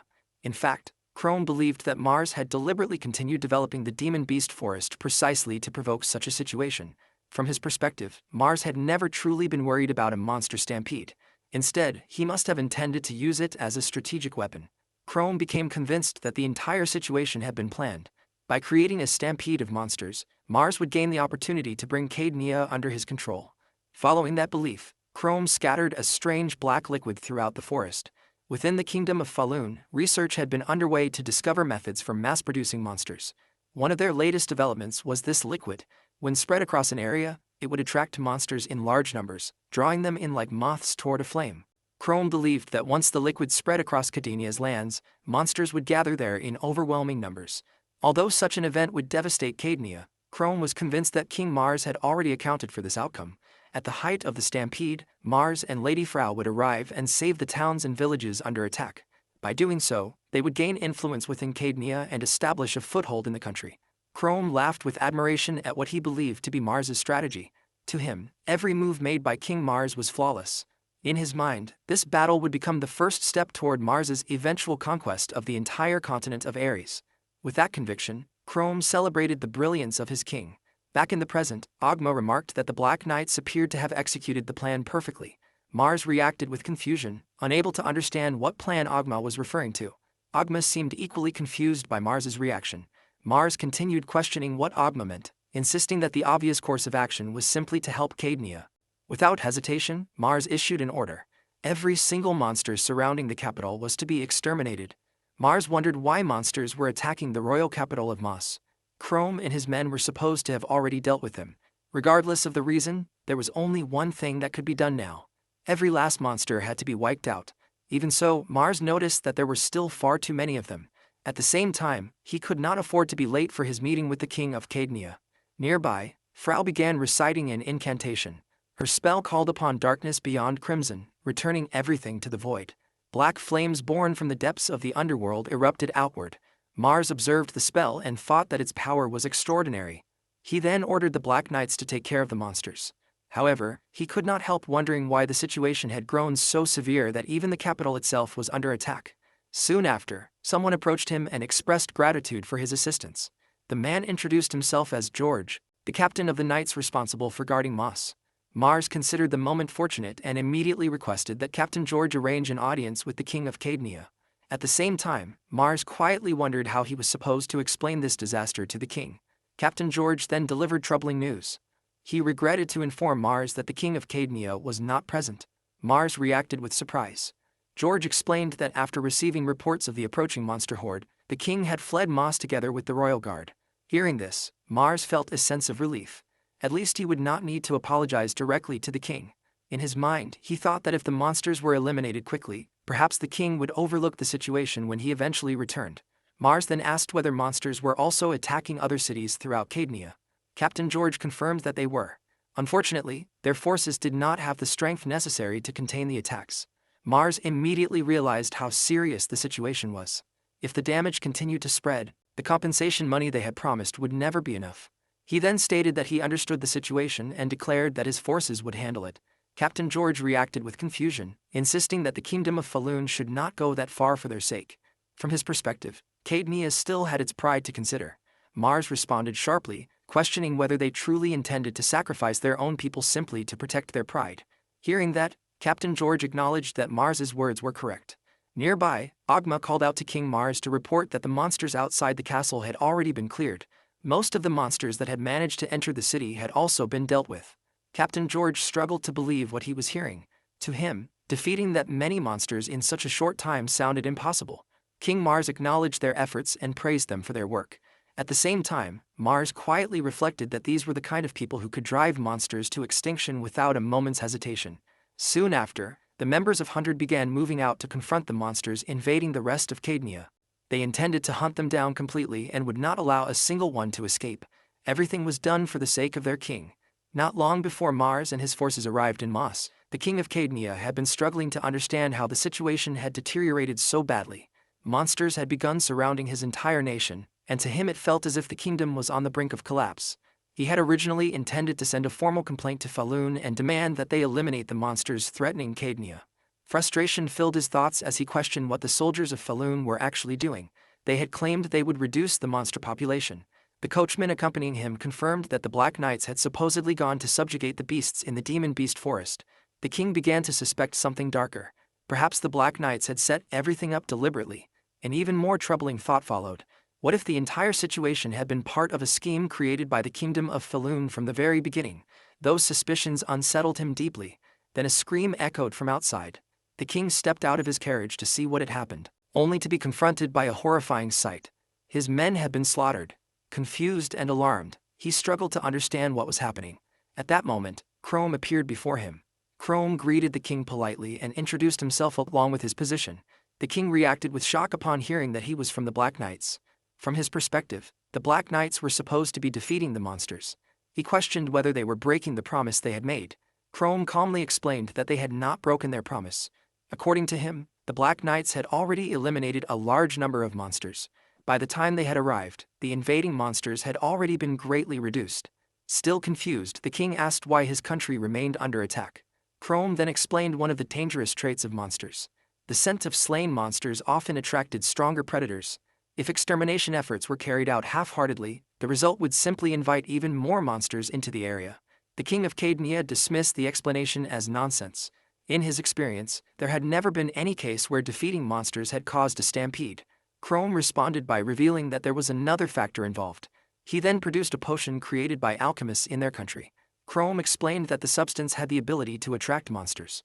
When spread across a wide area, it would draw them in, and when mixed with the blood of monsters, the effect would grow dramatically stronger. According to him, the potion had been scattered from the Demon Beast Forest all the way to Moss. The king reacted with shock at the revelation. He repeated the information in disbelief and questioned whether Chrome had truly spread such a potion to lure monsters. The realization quickly followed that Chrome had intentionally triggered the stampede. Chrome did not directly confirm the accusation. Instead, he calmly remarked that actions had indeed been taken that resulted in a stampede. He then became serious and pointed out that none of this would have happened if the king had not invited foreign knights into his country. Hearing that left the king unsettled. The king questioned why Falun had not simply refused the request instead of going to such extremes. Chrome answered that every foolish decision the king had made had already been anticipated as part of King Mars's plan. With that, Chrome moved to finish the situation. He threw the potion directly onto the king's face. The king demanded to know what Chrome intended to do. Chrome explained that the potion would still work even without monster blood. Realizing his fate, the king of Cadnia panicked. He desperately offered Chrome rewards in exchange for his loyalty, promising land, titles, and anything else he desired if he would side with Cadnia. He pleaded for his life. Chrome responded by thrusting his sword into the king's body. He explained that in their country, there were no knights who would betray their king for land or money. Soon after, monsters were drawn to the area. They approached the king's body and began devouring it. In the end, the king of Cadnia was mauled by monsters as he tried to flee. 3 days later, the people of Cadnia expressed their gratitude toward Mars. They celebrated the fact that Mars had been saved and began calling him the savior of Cadnia. Mars quietly reflected on the situation. The monsters had been defeated and peace had returned to the country without too much difficulty. That part of the outcome was acceptable. However, another problem had appeared. The king of Cadnia was dead. While it meant there was no longer anyone to complain about the situation, it also created a new complication. Mars could no longer simply return to Falun. After arriving in Mars, Mars had sent the knights escorting him out to hunt the remaining monsters. Meanwhile, he personally traveled to cities that had suffered heavy damage and helped with the recovery efforts. During these visits, he also distributed gold coins to those affected. Mars understood that spending gold for the sake of Cadnia might set a precedent. Even so, he hoped that by doing so, the kingdom might choose not to argue about reparations later. Mars noticed that the people seemed genuinely happy, and the situation made him feel that the money had not been poorly spent. After that, he reunited with the Black Knights in Mars. Chrome reported to one of the officials that the king of Cadnia had died during a monster attack. According to the report, the king's body had been discovered along the highway, torn apart by beasts in a gruesome state. The official reacted with anger and disbelief. The thought that their king had fled only to be killed by monsters after everything that had happened filled him with frustration. To him, the situation felt utterly pathetic. Amid the chaos, many citizens of Cadnia began declaring that they could no longer remain in a country like this. Some even expressed their intention to pledge loyalty to the kingdom of Falun. Mars was stunned by the development. The people continued thanking him for saving them and for the gold he had distributed during the recovery efforts. Soon afterward, Captain George approached King Mars and requested a moment of his time. He explained that the Princess of Cadnia wished to meet him. According to George, Princess Rubis of Cadnia had remained inside the castle throughout the crisis and had never fled. Captain George conveyed the princess's message exactly as she had given it. She had been deeply moved by the stories of King Mars saving the people of Cadnia and expressed a strong desire to meet him personally. King Mars agreed to meet her. However, Captain George added another request from the princess. She wished for the meeting to remain strictly confidential and preferred it to take the form of a private dinner attended only by Mars himself. Mars indicated that he had no objections. Then he hesitated for a moment. Even if the meeting was kept secret from others, he knew that Frau would likely hear everything through the contract mark connecting them. Meanwhile, Princess Rubis quietly wondered what would become of Cadnia from that point forward. The royal family of Cadnia had lost nearly all credibility.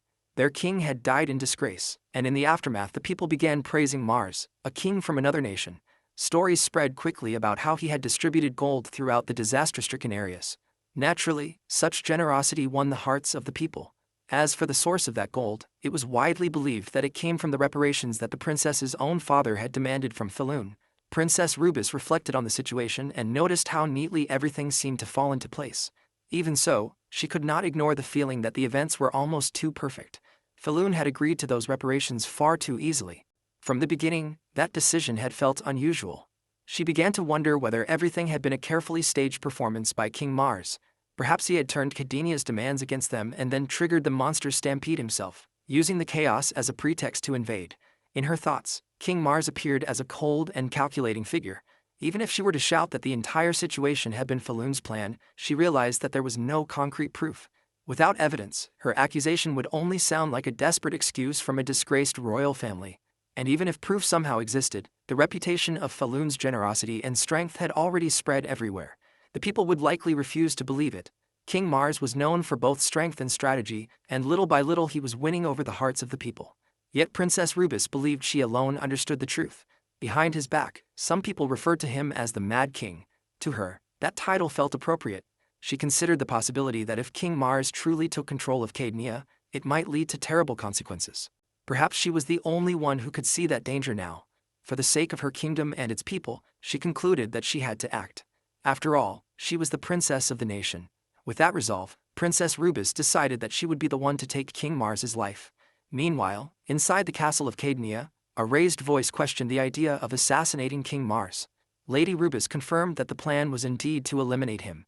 In her view, the monster stampede had most likely been deliberate, part of a plot by King Mars to annex Cadnia into Falun's territory. Lady Rubis explained that the hearts of the people were already beginning to lean toward Mars. Much of southern Cadnia had effectively fallen under Falun's influence. If they wished to save their country, she believed that King Mars had to be defeated. Captain George questioned how such a thing could possibly be accomplished. From his perspective, there was no one in their nation capable of defeating King Mars in battle. When Mars and the Knights of Hundred entered Moss, they had wiped out monsters that even Cadenia's royal army could not overcome. To George, those men were nothing less than an army of living legends. Lady Rubis insisted that there was still one possible method. They would poison King Mars. Captain George reacted with shock upon hearing the proposal. He pointed out that Mars's wife, Lady Frau, was an extremely powerful magician. If she were present, she might easily detect poison through magic. Lady Rubis responded that the poisoning would take place while Mars was alone. A private meal would be arranged, attended only by herself and King Mars. She then asked whether Captain George would assist her with the plan. In her thoughts, Lady Rubis understood that the situation had to be handled carefully. If retaliation followed, it could devastate Cadnia. The responsibility had to fall entirely on her alone. She was prepared to settle the matter even if it meant sacrificing her own life. Later, during the arranged dinner, Mars reacted with clear enjoyment at the food placed before him. He recognized it as traditional Cadenian court cuisine and felt grateful for the hospitality he had been shown. To Lady Rubis's surprise, King Mars had actually arrived alone. She could hardly believe that he had come without any protection. A small sense of guilt appeared in her mind, yet the situation also worked in her favor. In her thoughts, she reviewed the plan carefully. Every dish on the table had been laced with poison. The intention was to ensure that she could respond even if Mars asked to exchange plates. Once Mars consumed enough of the food, the poison would begin taking effect. She imagined him collapsing in agony, coughing blood as the poison destroyed him. Lady Rubis realized that she had never carried out such a plot before, and the tension began to make her nervous. Meanwhile, Mars quietly noticed how tense she appeared. To him, she seemed very young, and in a way he even found her somewhat endearing. Eventually, Mars began speaking, pointing out that Lady Rubis had been the one who requested the meeting. He wondered what exactly she wished to discuss. Lady Rubis then explained that her grandfather, Duke Gordon, was a powerful noble who ruled in northern Cadnia. Lady Rubis quietly reflected that if she steered the conversation toward politics, King Mars would almost certainly take interest in it. Meanwhile, King Mars commented on how pleasant the traditional Cadenian dishes were. As he continued eating, Lady Rubis felt her nerves tightening. She wondered whether he had noticed the poison hidden in the food. At the same time, she believed she needed to encourage him to continue eating. Trying to maintain her composure, she praised the cuisine herself and suggested that the dishes had turned out particularly well. She wondered aloud whether the food suited his taste. King Mars reacted with cheerful approval. He seemed to enjoy the sharp spices and found the flavor deeply satisfying. Watching him continue eating dish after dish, Lady Rubis began to wonder what kind of person he truly was. Despite the poison, he appeared completely content as he devoured the meal. Quietly, she leaned toward Captain George and whispered her confusion about the situation. George answered in a low voice that the food served to King Mars had definitely been poisoned as planned. In her thoughts, Lady Rubis began to feel that King Mars was almost inhuman. The antidote she had taken herself was not perfect either. If she kept consuming poisoned food alongside him, she might soon place herself in serious danger. While she worried about the poison, Mars had his own thoughts. After the dinner, he would still need to deal with the political situation in Cadnia, and an idea had begun forming in his mind. He then asked Lady Rubis about her age. She answered that she was 14. Mars noted that he had expected that. His younger brother was also 14, and when he first saw Rubis, he felt they appeared to be about the same age. In his mind, Mars began considering a simple solution.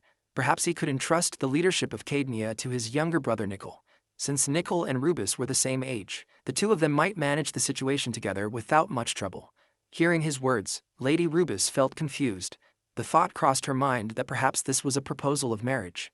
She wondered whether King Mars was attempting to arrange a political union. Her suspicion quickly deepened. If she were married to Mars's younger brother, it would allow Falun to annex Cadnia smoothly. The idea horrified her. She began to feel as though King Mars had already seen through their entire plan and that they had been moving exactly as he wished. When Mars asked what she thought of the idea, he added that Nickel was skilled with political matters and that he was certain Nickel and Rubus would get along well. Lady Rubus realized that she needed to decline carefully while maintaining proper royal decorum. However, the poison was already beginning to affect her. Her head felt increasingly light and unfocused. In her thoughts, she understood that the meeting had to end soon. She needed to obtain the antidote as quickly as possible.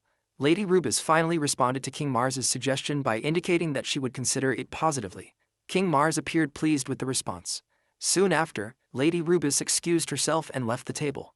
Mars looked somewhat puzzled as she departed, noticing that there was still food remaining. In that way, the meeting came to an end without any visible conflict. Immediately afterward, King Mars contacted Gamaras in Falun through magic. He informed Gamaras that he intended to place Nickel in charge of Cadnia. The news surprised Gamaras, though he acknowledged the instruction. As he reflected on the meaning of the decision, Gamaras concluded that Mars must be implying that Nickel should marry the princess of Cadnia and eventually rule the country as its king. In Gamaras's thoughts, Nickel was both Mars's half-brother and his own grandson. When Mars first took the throne, Gamaras had once believed Nickel would be eliminated. In fact, Nickel had even been involved in the earlier assassination plot against Mars. Yet Mars had spared his life. To Gamaras, that act now seemed far more deliberate. It felt as if Mars had preserved Nickel not out of simple mercy but in preparation for a future role. The realization filled Gamaras with admiration. He believed he was witnessing the depth of Mars's foresight. Overwhelmed with excitement, Gamaras praised King Mars and expressed gratitude for arranging what he believed to be a remarkable match for Nickel. Sometime later, Nickel met with King Mars and expressed his thanks for being entrusted with such an important responsibility. Nickel declared his determination not to disappoint him. Meanwhile, Mars quietly wondered why Nickel had brought his mother along and felt confused about the talk of a fine match. Even so, he noted that Nickel at least seemed motivated. Mars then instructed Nickel to work together with Lady Rubus and give his best effort. Nickel asked about the current whereabouts of Princess Rubus. Mars replied that she should be somewhere in the castle, though he had heard that she was not feeling well. Nearby, Chrome asked whether he should accompany Nickel. Mars agreed that it sounded reasonable. In Mars's view, allowing Nickel to tour the castle should not cause any problems, especially if Chrome was present.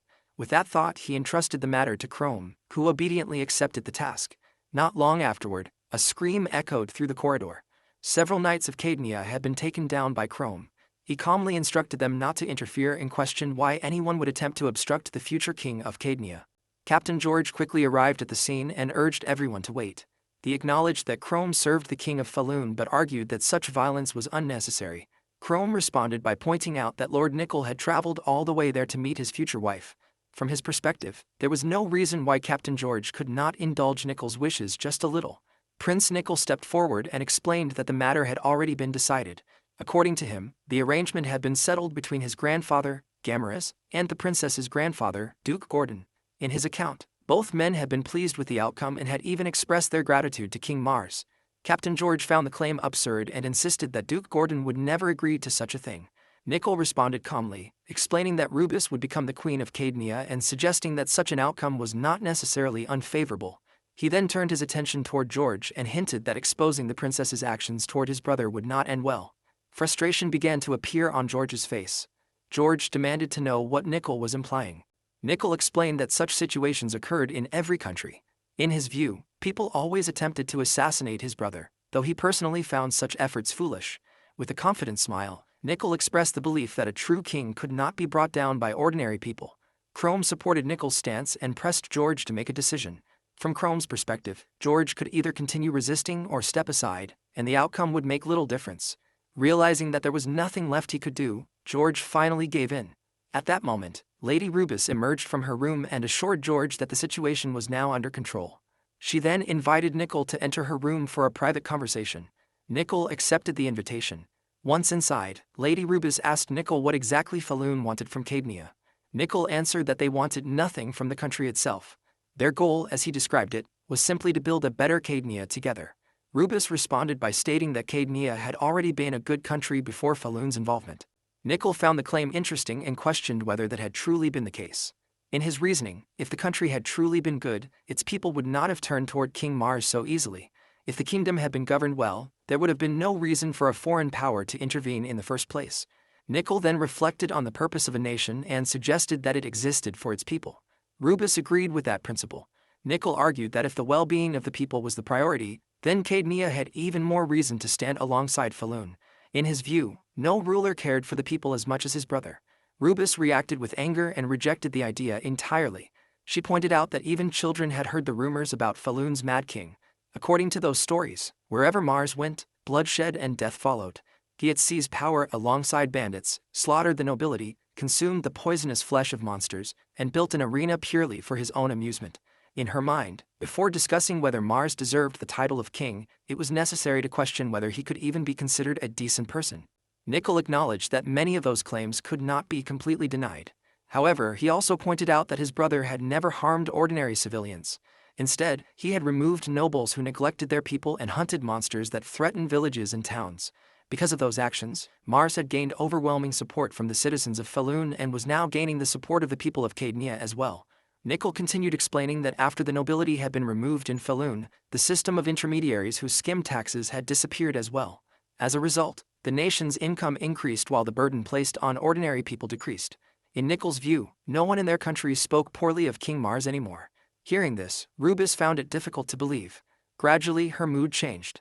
The anger she had carried earlier faded, replaced by a quiet calm. In her thoughts, it felt as though everything she had once believed about Mars and Falun had shattered in an instant. Nickel then suggested that she'd visit Falun someday and see the reality with her own eyes. At the same time, he expressed his satisfaction that the person who would become his bride was both intelligent and charming. Sometime later, Nickel and Rubus were married in a grand ceremony. The event also marked the official incorporation of Caednia under the authority of Falun. Mars felt pleased that relations with Caednia had improved. Even so, he could not help wondering how the two of them had ended up getting married in the first place. Elsewhere, inside another castle, King Dorson received a humble request asking for his assistance in reclaiming the kingdom of Caednia. As he listened, King Dorson quietly regarded the royal petitioners with contempt.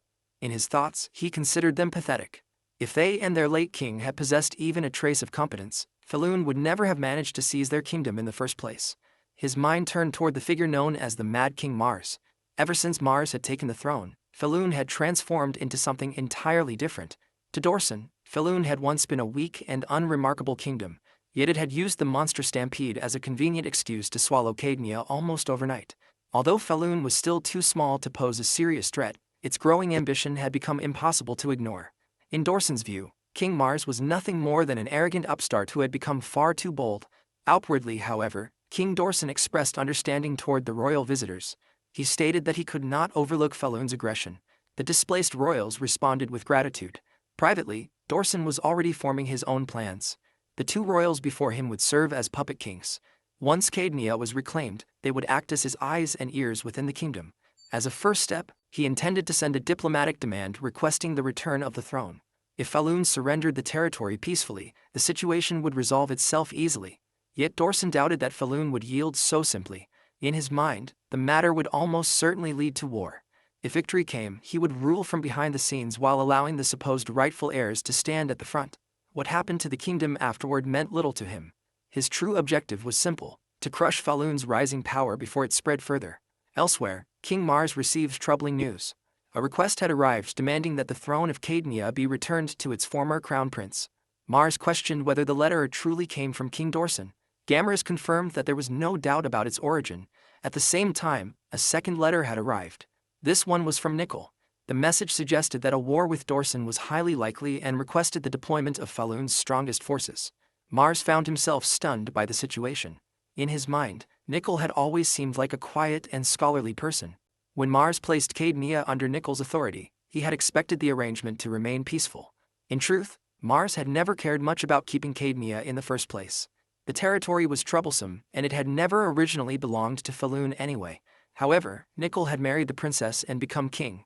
Mars tried to remember how the situation had unfolded so quickly. It seemed as though the marriage had happened within only a couple of weeks. Now King Dorson had become their opponent. Meanwhile, the members of 100 were once again filled with excitement. To them, the possibility of war was something they welcomed eagerly.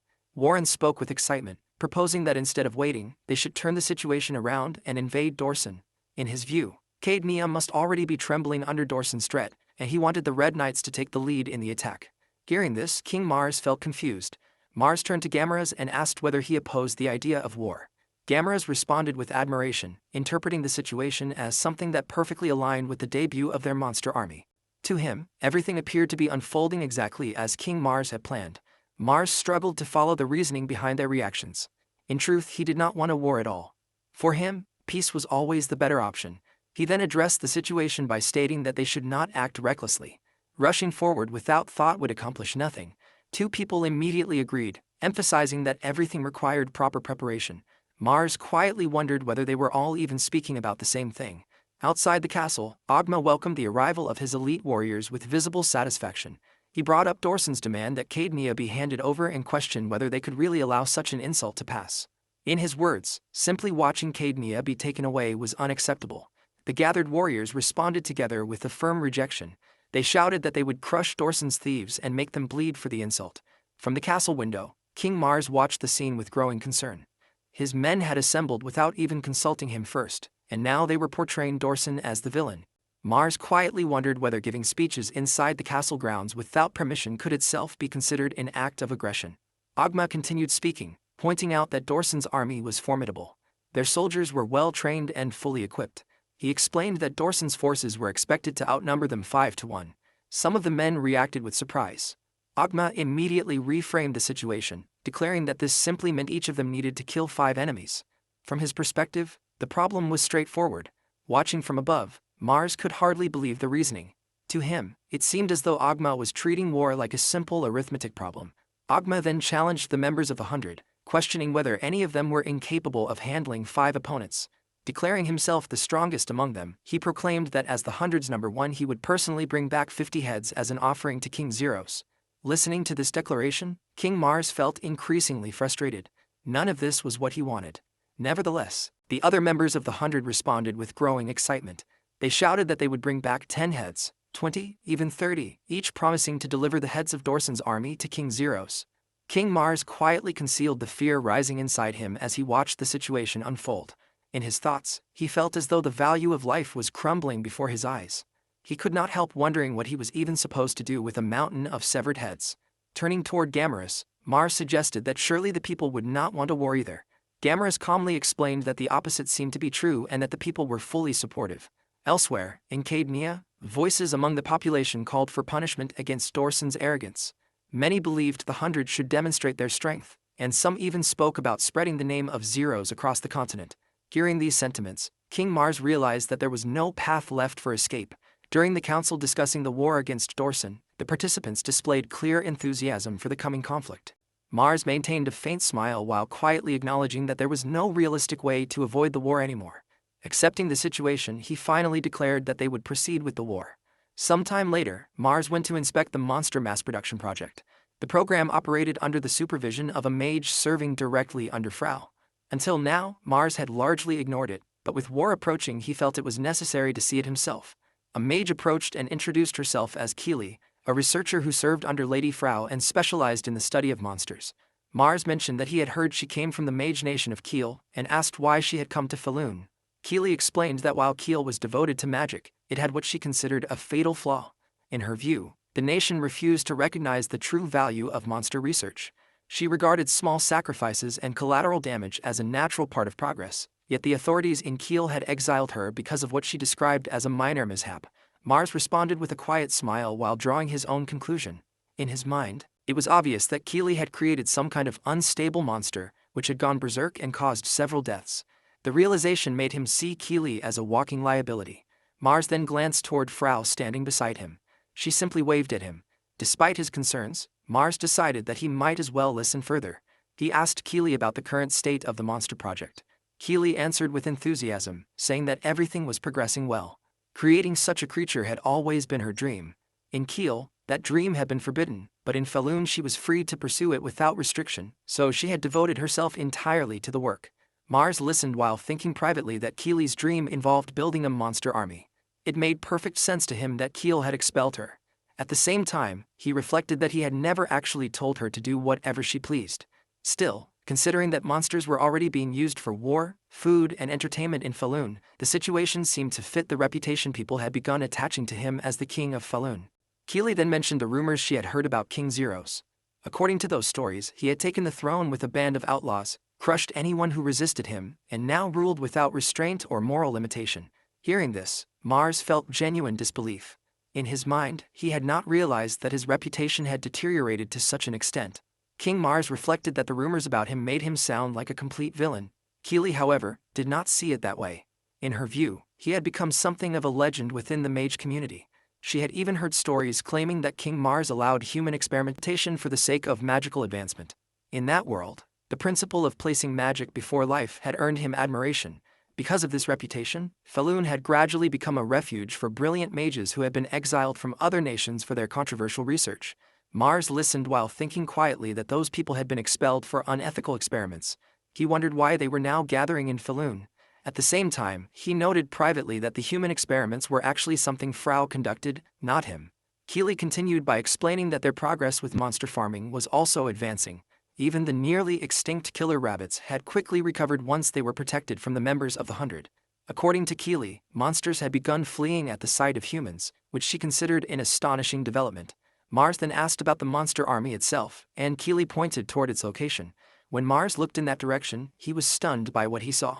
There were 10 enormous creatures standing there. Keely explained that they had been fed monster meat. Monsters naturally preyed on each other, but feeding them rare, high-grade meat had accelerated their growth dramatically. The remains from the earlier monster stampede had proven especially useful, and she had enhanced the process further with special potions that greatly boosted their abilities. Mars noted that there were only about 100 of them and wondered if that number was too small for a war. Keely explained that these were only the core units. The trained ones had already been released into the demon beast forest, roaming freely. The alpha beast expanded its territory every day, while its werewolf pack reproduced naturally. She even described them as surprisingly kind and cute. Keely also mentioned that the alpha still obeyed only King Zeros. Hearing this left Mars bewildered. He could not understand why a werewolf would obey him. Keely reminded him of something that had happened about a year earlier. At that time, Mars had brought back a werewolf that was trembling in fear and deeply scarred. She asked whether he had beaten the creature nearly to death back then. Mars remained silent while thinking that he might indeed have done so. Keely explained that the beast now viewed him as the apex predator. According to her, simply threatening to call Lord Zeros was enough to make it obey immediately.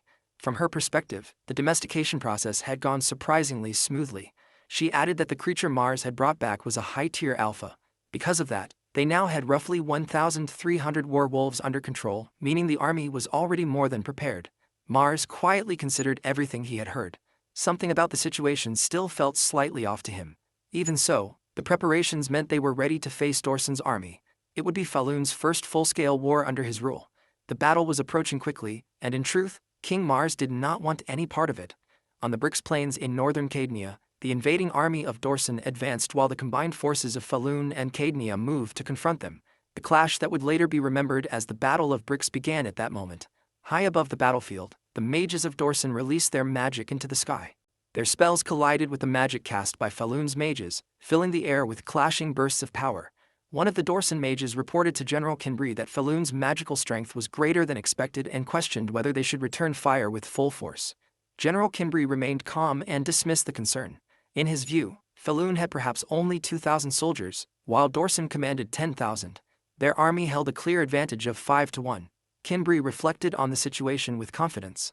His troops had been trained specifically for tactics that relied on overwhelming numbers, and they were prepared for this kind of battle. Even so, one concern remained in his mind. The current queen of Falun, Frau, known as the Thunder Empress, had been a prodigy since childhood. That gifted mage possessed the ability to unleash a single strike powerful enough to change the entire course of the battlefield. To counter that threat, Dorsen's mage corps would maintain their magical barriers without pause. Their plan was to exhaust the Falun mages by forcing them to continually spend mana. Once Falun's magic was drained, Dorsen's superior numbers would overwhelm them.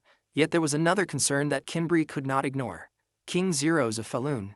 He had taken the throne through force, and within Falun's arena he was said to be unmatched. During the monster stampede in Cadnia, his name had spread rapidly across the land. Kinbri considered the possibility that the blood of an ancient hero ran strongly in King Zeros. A hero blessed by the gods could wield power beyond the limits of ordinary humans. Even so, Dorsen possessed its own hidden advantages. Nearby, a soldier reported that Falun's magical barrage had suddenly ceased. According to the report, the moment had come to deploy the knights. At once, the knights of Dorsen surged forward and collided with Falun's forces. As the battle unfolded, General Kimbri observed that Falun's soldiers were remarkably resilient. Even when faced with many enemies at once, they did not break. Still, Kimbri had expected that level of resistance. 2,000 soldiers from Falun were now engaged against half of Dorsen's blades. The exchange was more than enough to occupy them.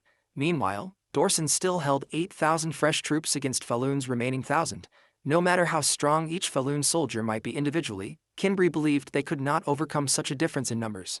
In the end, war was decided by numbers. Victory, in his mind, was already his. From his position overlooking the battlefield, King Zeros observed the fighting.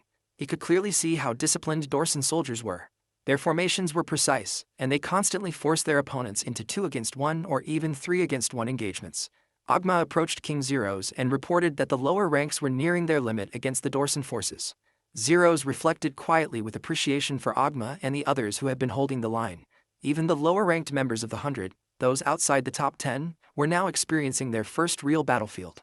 If the highest-ranked fighters had unleashed their full strength from the beginning, the lower ranks would never have had the chance to fight. Zeros understood that fighting monsters was not the same as fighting people.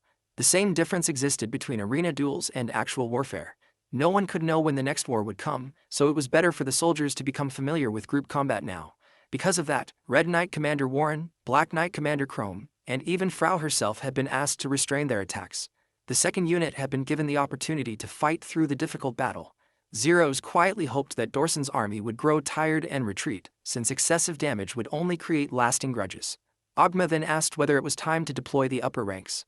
Zeros agreed and instructed him to replace the fighters gradually. Meanwhile, the Dorsen knights believed they had gained the advantage and began pressing forward, attempting to force Falun's soldiers back. Then suddenly a massive figure appeared behind them. The giant warrior swung his weapon with tremendous force, striking the knights and scattering them through the air. The man was recognized as Wanfu. In battle, Wanfu fought with the strength of 100 men. He had once been a lumberjack known for his raw physical power. His personal motto was simple: never block an attack, always dodge it. Within the 100, Wanfu held the rank of 30th, yet his overwhelming strength made him a terrifying fighter. His weapon was known as the Blood Rod, a gift from King Mars. It had been forged from a massive tree belonging to a rare subspecies. The material was far too difficult to shape and far too heavy for most warriors to wield, but Wanfu had never been concerned with such difficulties. To the knights of Dorsen, the sight of him was shocking. Some even wondered whether he was truly human or some kind of monster. Inside the command tent, a Dorsen officer rushed to report that their lines were beginning to fall back. General Kimbri reacted with disbelief. With 5 times the numbers on their side, such a reversal should have been impossible. The course of the battle should not have changed so easily. Kimbri then considered a troubling possibility. Perhaps King Zeros himself had entered the battlefield. A knight reported that several elite fighters from the enemy had joined the battlefield, though King Zeros himself had not appeared. Even so, Falun's forces were overwhelming their squads. The 3-man tactical formations that Dorsen relied on were no longer effective, and their soldiers were being crushed. General Kimbri concluded that if Zeros had not personally entered the fight, then the attackers must be high-ranking members of the 100. He considered whether it would be wiser to pull their forces back. In his thoughts, Kimbri recognized how fierce Falun's momentum had become. A retreat at the wrong moment could cause the entire army to collapse. Yet continuing the fight also risked the possibility of their lines breaking completely. He weighed his options carefully, unsure which course would be the right move. At that moment, a voice requested permission to enter the battle. Kimbri acknowledged the 2 warriors who had stepped forward. They were among Dorsen's most powerful fighters, reserves meant to face Zeros himself if necessary. They were known as Knights of the 5 Thrones, Mateus and Donda. Mateus expressed his desire to fight, having waited long enough. Kimbri allowed them to proceed but instructed them only to buy time so that the main force could withdraw safely. Elsewhere on the battlefield, Wanfu reflected on his past in Falun's arena, where victory had always eluded him. Now, standing on a real battlefield, he intended to prove his strength. Before Falun's highest ranks arrived, he believed he could crush their enemies. Mateus soon approached and noted Wanfu's enormous size. Wanfu immediately swung the blood rod with tremendous force. To his shock, Mateus dodged the attack with ease. Wanfu demanded to know his opponent's identity. Mateus introduced himself as one of the 5 Thrones. Wanfu recognized the title as belonging to Dorsen's 5 strongest warriors and found the encounter intriguing. In response, Wanfu declared his own name and identified himself as a member of the 100, stating his intention to defeat him. Then, without warning, blood burst from Wanfu's head, and he collapsed to the ground. Mateus observed the fallen warrior and considered that he could end the fight then and there. However, his task was only to stall the enemy. He then ordered the Dorson Knights to withdraw, stating that their mission was complete and that the retreat had been commanded by General Kimbri.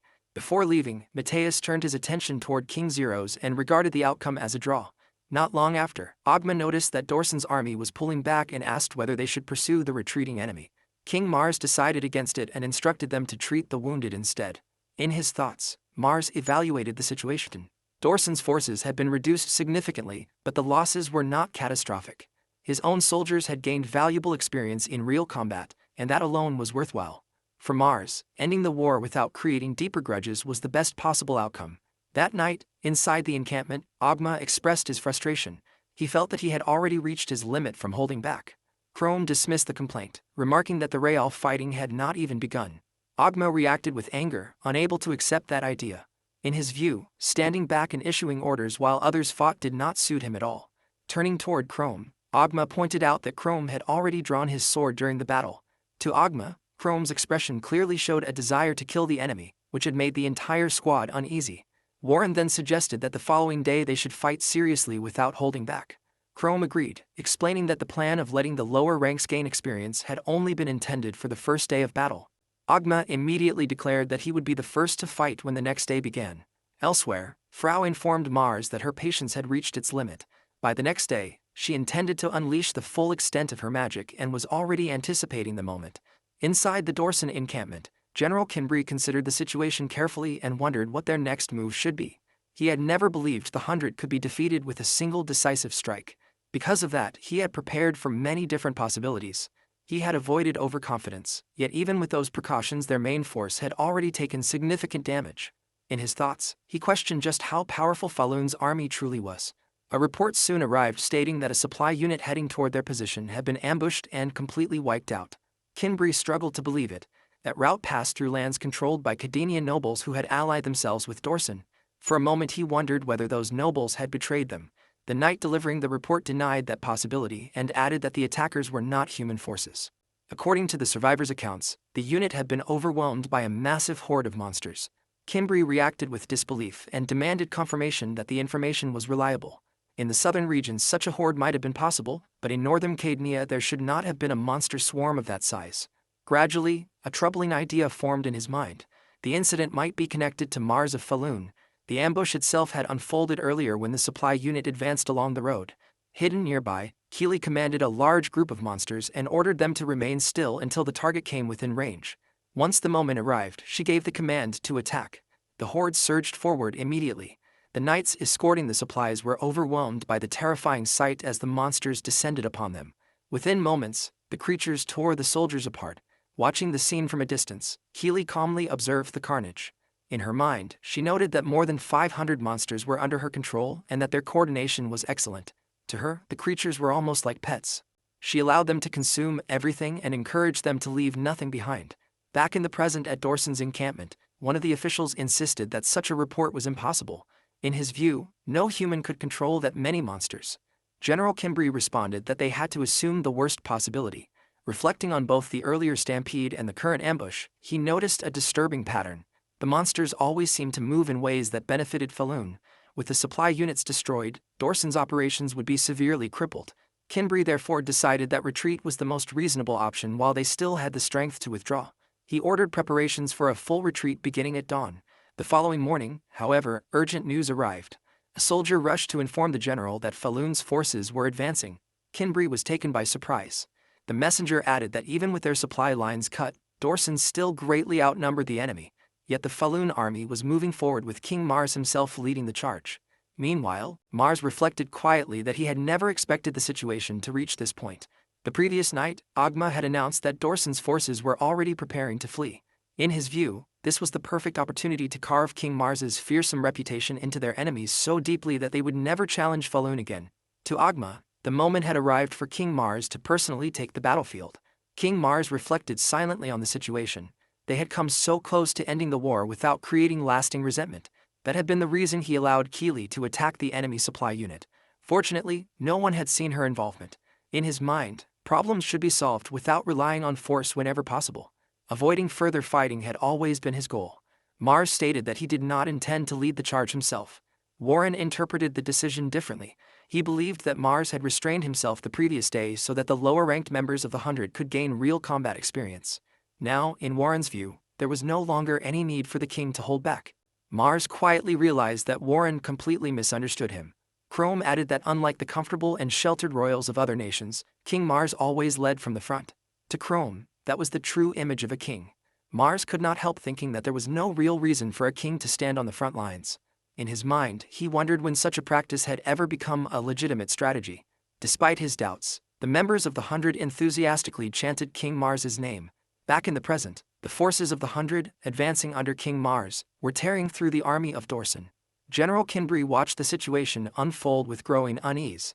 He could not understand why Falun had chosen this moment to attack. Even with their supply lines disrupted, Dorson still possessed a clear numerical advantage. Suddenly, one of Dorson's officials shouted a warning while looking toward the sky. The sight above them filled him with fear. High overhead appeared the figure known as the Thunder Empress.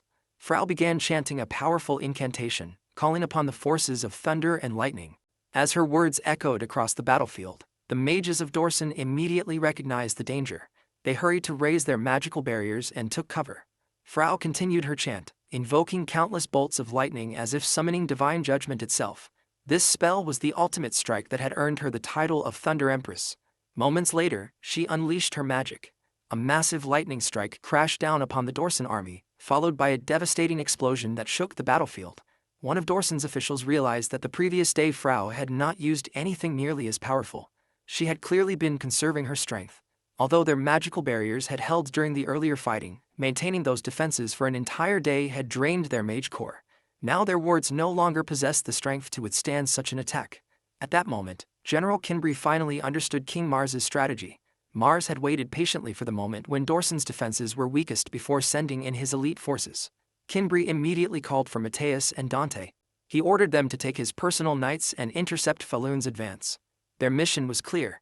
They were to confront Falun head-on and bring down King Mars. Soon afterward, Mateus and Dante encountered King Mars on the battlefield. The two warriors stepped forward and introduced themselves, while Mars also revealed his identity to them.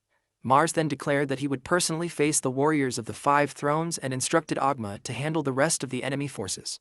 Ogma accepted the order without hesitation. Mateus reacted with confidence, noting that Mars intended to face both him and Dante alone.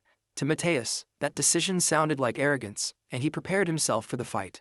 Without hesitation, Mateus launched forward with incredible speed. His movements were almost impossible to follow as he delivered a rapid series of strikes. Mars immediately recognized that Mateus was swinging his blade far more times than expected within a single moment.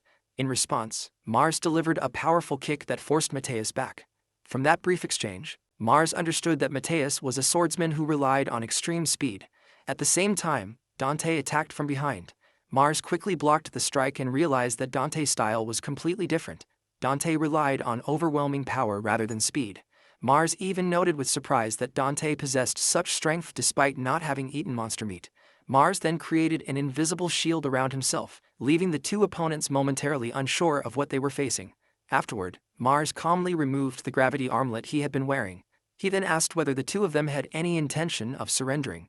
Mateus rejected the idea and suggested that deflecting Dante's strike with an unusual trick did not mean Mars had already won. In Mateus's mind, the fight still remained 2 against 1. Mars replied that he would no longer restrain himself and warned them that they would die if they continued. With that, Mars removed the gravity armlet that Frau had given him. Without the burden of 5 times gravity weighing down his body, his movements suddenly became far lighter and faster. Mateus reacted with frustration, questioning whether Mars had not been fighting seriously until that moment. Even so, he charged forward again, determined to continue the battle without surrender. The next instant Mars struck. With a single powerful blow, blood burst from Mateus's body, and he collapsed, lifeless. Dante attempted to attack as well, but before he could complete his strike, Mars cut him down. Dante's body was split in 2 before he even had the chance to respond. The members of the 100 erupted in cheers for King Mars. Across the battlefield, the Knights of Dorson witnessed the fall of the 5 thrones with disbelief. Elsewhere, Warren and Chrome continued cutting through Dorson's army. Seeing the battle turning hopeless, General Kinbri ordered his soldiers to flee and scatter in every direction without looking back. In his mind, saving as many lives as possible was the only remaining option so that they could fight again another day. However, as the retreat began, Ogma suddenly appeared. With a powerful strike, he killed Kinbri before the general could escape. After the battle ended, the king of Dorson received the report of the defeat. The news described it as a crushing loss.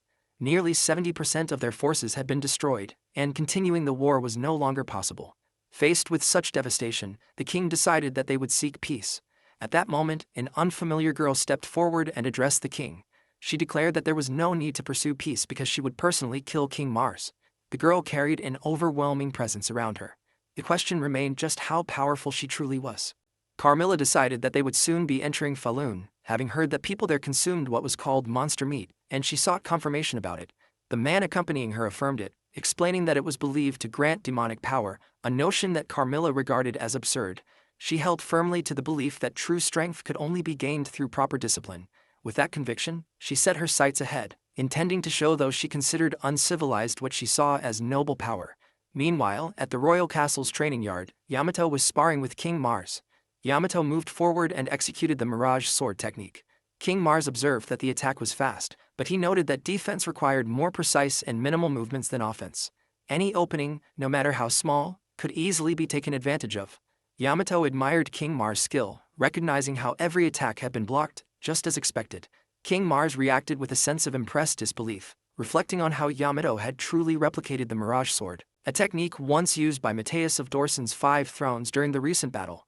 After King Mars defeated 2 members of Dorson's 5 Thrones, figures regarded as symbols of martial supremacy, Dorson lost the will to continue fighting.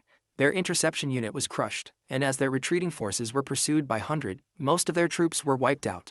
Recalling the events from that battle, King Mars had instructed Ogma to hold back, recognizing that continuing the assault would lead to the complete annihilation of Dorson's army. Ogma acknowledged the reasoning.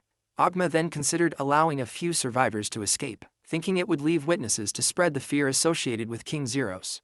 King Mars found that reasoning misplaced. He then gave the commands to halt the pursuit. Although the attack had been more intense than originally intended, it was clear that Dorson would no longer be quick to provoke Falun again. Returning to the present, King Mars noted that Yamato had not only replicated Matea's swordsmanship but had also learned Dante's Earthbreak technique, which Yamato confirmed. Yamato held the position of 100's 4th rank, and he explained that once he grasped the underlying principle of a technique, he was able to reproduce it. King Mars acknowledged this ability, recognizing that mastering a technique after seeing it only once could only be described as genius. Yamato dismissed the praise, expressing that he was not deserving of such recognition. He bowed deeply in respect, acknowledging that without the power granted to him by King Mars, he would never have reached such a level within his lifetime. Yamato had not been especially gifted in terms of physical ability from the start. He pushed himself by consuming excessive amounts of monster meat, forcing his body to grow stronger while repeatedly breaking it down in the process. Through that harsh cycle, he managed to master high-level sword techniques. His fixation on the blade was undeniable. He even succeeded in reproducing the sonic blade, a technique usually reserved only for the elite ranks of the 100. Because of that, King Mars entrusted him with the task during the war to observe the battles of the 5 Thrones. However, as events unfolded, the war eventually settled, and the situation grew quiet. King Mars wished for that peace to continue. At the castle gate, a visitor arrived and was stopped by the guards, who questioned her identity and the reason for her presence. Carmilla responded with confidence, believing her reputation should already be known, and questioned whether the guards truly failed to recognize her. The guards proceeded to ask who she had an appointment with, stating that it needed to be confirmed. Carmilla made it clear that she had no scheduled audience and had simply come on a whim to visit King Zeros. She then revealed her name and identified herself as being from the Dorson Kingdom, one of the 5 Thrones. One guard mocked her attire, while the other told her to leave. Carmilla found their attitudes stiff and unrefined. Without hesitation, she cast a wind spell that sent the guards flying and forced the gate open. Reinforcements quickly arrived, demanding her identity and attempting to prevent her from advancing. With a single motion, Carmilla struck down one of the guards. The others reacted in alarm, recognizing the technique as Sonic Blade. She had not even drawn a weapon, releasing the attack with nothing more than a flick of her fingers. Finding the remaining guard's reaction irritating, she silenced him and ended his life. After that, she eliminated all the reinforcements, remarking on how easily they fell, as if they were no more than paper. In her view, Falun's knights lacked strength. Then a voice ordered her to stop. The speaker was Bled, captain of the Blue Knight Corps, who demanded to know her identity. Carmilla regarded the situation as another annoyance. She stated her name and revealed that she was the 3rd of Dorson's 5 Thrones. She then instructed Bled to cease any futile resistance and clear the path, making it clear that her purpose there was to meet King Zeros. Bled quickly understood that she was no ordinary opponent, recognizing her as a top-tier fighter. Holding the 10th rank within the 100, he carried himself with confidence, making it clear through his stance that he would not be taken down easily. Carmilla looked at him with clear disdain, unimpressed by his composure. Without hesitation, she prepared and released a sonic blade. Bled reacted instantly, raising his defense and blocking the attack. That result caught Carmilla's attention. She saw him as more capable than expected and noted the shield he was using, identifying it as mithril. Bled, on the other hand, recognized the technique she used and understood how unusual it was to release such a powerful attack with almost no wind-up. He held firm, relying on the shield entrusted to him by King Mars, an item discovered in the Demon Beast Forest and passed on as something he took pride in. Carmilla found the shield irritating and immediately launched another sonic blade. Once again, Bled blocked it without hesitation. She grew tired of the exchange, seeing his constant defense as tedious. From her perspective, relying only on defense would never lead to victory. Bled was fully aware of that and did not intend to remain passive. With sudden force, he surged forward and unleashed a shield bash. Carmilla avoided it with precision, but even from the near miss, she could tell the sheer pressure behind the attack was enough to cut through skin. The attack did not land, yet Bled did not stop. He pressed forward again, charging at her with the same overwhelming force. Carmilla used the surrounding wall to shift her movement, bouncing off it to evade him once more. As she observed his attack, she noticed something unusual. Despite the impact, the wall remained intact. It became clear to her that Bled was controlling his movement, likely using mana as a form of braking. His fighting style was built on pure weight and speed, delivering brutal force. A direct hit would have crushed her without question, but without making contact, all that power meant nothing. Bled's frustration grew as his attacks continued to miss. Carmilla, unimpressed, mocked his efforts, pointing out the lack of effectiveness in his straightforward approach. She found his movements lacking and, with growing disinterest, saw the fight as no longer engaging. Carmilla closed the distance and stood directly in front of Bled, studying him at close range. She regarded him as earnest and decent, yet at the same time found him uninteresting and lacking, mocking the idea that no one had ever pointed that out to him. Before Bled could properly react, she vanished from his sight and appeared behind him. From there, she noted his inexperience in more ways than one. In that instant, Bled realized the danger he was in, but it was already too late. Carmilla struck from behind, driving her attack into him. The blow landed, and Bled was wounded, yet he managed to step back instead of collapsing. That reaction caught Carmilla off guard. She quickly understood that the strike had not been as decisive as intended and noted that she should have severed his spine. She commented on his stubbornness, pointing out how unusual it was for him to still be standing after such an attack. Bled, despite the injury, remained firm, showing no sign of giving in so easily. Carmilla then brought up the men she had struck down on her way to the castle, assuming they were already dead. Bled made it clear through his stance and composure that they had not fallen, showing confidence in the resilience of his comrades. To him, such damage was not enough to take down members of the 100. Their training was far harsher, and if attacks of that level were fatal, they would have been wiped out long ago. Carmilla's expression shifted slightly as she processed that. Under normal circumstances, Bled should have already been finished. The idea that they could endure something like that reminded her of how they consumed dangerous substances and survived, a level of toughness she associated with something crude and savage. It became clear to her that if Bled did not fall as expected, the situation could become troublesome. Bled stood his ground, viewing her confidence as nothing more than bravado, something he believed he fully understood. Carmilla dismissed his resistance, seeing their efforts as nothing more than a meaningless delay. Then an interruption came. An unseen force suddenly struck toward her, forcing her to react instantly. Carmilla narrowly avoided the attack, recognizing that if it had connected, her body would have been torn apart. At that moment, Yamato appeared at the battlefield. His presence marked a shift, as he had arrived after the Blue Knight Corps had held the line long enough for him to get there. Carmilla sensed the strength behind him and questioned the nature of his presence. Yamato stepped forward calmly, presenting himself as the 4th rank of the 100 and a swordsmanship instructor of Falun. His arrival signaled the beginning of a new phase in the battle, as he prepared himself for the confrontation ahead. Bled was taken aback by the sudden arrival of his sensei. The shift in the battlefield was immediate, and Carmilla, having narrowly avoided the earlier strike, reflected on how close she had been to being completely torn apart. She turned her attention to Yamato, trying to gauge the kind of opponent now standing before her. She noted his role as a sword instructor, yet from her perspective, his appearance did not seem particularly imposing. At the same time, she realized she had not formally introduced herself, though that thought was quickly interrupted. Yamato already understood who she was. He confirmed her identity as Carmilla, addressing her with certainty. Carmilla responded with a faint smile, recognizing that Yamato appeared more informed and perceptive than the others she had encountered so far. Yamato acknowledged her reputation, identifying her as the Mad Princess of Dorsen, a title he had heard frequently. Upon hearing that name, Carmilla's expression shifted, the earlier hints of amusement fading. She found the nickname deeply disrespectful. Yamato continued, laying out the background behind it. He recalled how her brother had taken the throne, resulting in her losing her royal standing and being placed among the 5 heavenly ranks. From his time running a dojo, he had often heard discussions about powerful individuals, and her name had come up more than once. She had been expected to uphold the dignity of the royal family, yet instead acted freely, using her strength without restraint. Those who displeased her were eliminated without hesitation, and over time, that behavior led to the name she was now known by. He went further, pointing out how her reputation had become so severe that no one was willing to marry her. In the end, it was said that the king had little choice but to assign her to the 5 heavenly ranks. Carmilla remained silent as she listened, taking in each remark without interruption. Yamato did not stop there. He added that she had rejected both mage training and knight training, leaving her unable to properly use magic and unwilling to master swordsmanship. Despite that, she still referred to herself as a magic swordsman, even though she lacked full proficiency in either. Bled, hearing all of this unfold, found himself unsure of how to respond, caught off guard by the bluntness of Yamato's words. Yamato continued with a light, almost amused tone, pointing out that despite everything said about her, her strength was undeniable, and that was precisely why no one could deal with her. That, in itself, had become her reputation. As those words settled in, Carmilla's irritation steadily grew. Yamato then casually questioned what was wrong, implying she might be feeling cold. Bled, observing her expression, concluded that she was more likely angered. Carmilla's face turned completely serious, her intent clear as she resolves to eliminate him. Bled felt a sense of unease from her presence, while Yamato remained calm, showing no sign of concern. Without warning, Carmilla unleashed a sonic blade, directing the attack straight at Yamato.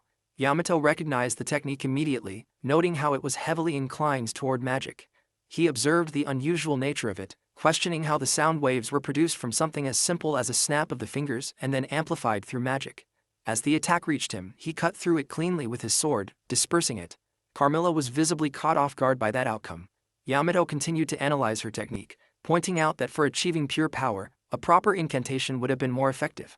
From his perspective, the method she used only resulted in wasted magical energy. He further criticized it as a style that relied too much on raw talent, lacking refinement. Carmilla reacted sharply to that assessment, her frustration becoming more apparent. She launched another attack, this time with greater force, tearing into the ground itself. Yamato avoided it without difficulty. Carmilla's anger intensified, as she realized no one had ever spoken to her in such a manner before. That alone solidified her intent to eliminate him completely. Yamato, still composed, compared her attack to the technique known as Earthbreak. He remarked that if the Blue Knight Corps had been struck by something of that level, it would explain why they had been overwhelmed so quickly. Bled, hearing that, reflected that the attacks they faced earlier had not been quite as destructive as what was now being displayed. Carmilla, now clearly irritated, focused on the title that had been used against her, unable to recall ever hearing such a name before. The idea of being labeled in that way did not sit well with her. Yamato made it clear through his response that the name did not originate from him, but rather from the general opinion of others. That explanation only made it worse in Carmilla's eyes. Deciding she would no longer restrain herself, Carmilla shifted her stance. Her sword began to glow, a bright light gathering around the blade as she prepared something more serious. Yamato immediately recognized the technique. It matched the rumored magic sword, a weapon formed entirely for magic, used in place of a physical blade. At the same time, Carmilla's eyes changed. Her pupils took on an unusual form, something far from ordinary. Yamato observed further and understood that she was using incantations inscribed on her fan, turning it into a substitute for a staff to enhance her casting. Then, without warning, Yamato felt a strange shift in his body. A sudden heaviness weighed him down, catching him off guard. He quickly realized what it could be, identifying it as a magic eye. Carmilla acknowledged his observation, recognizing that he had pushed her far enough to use it.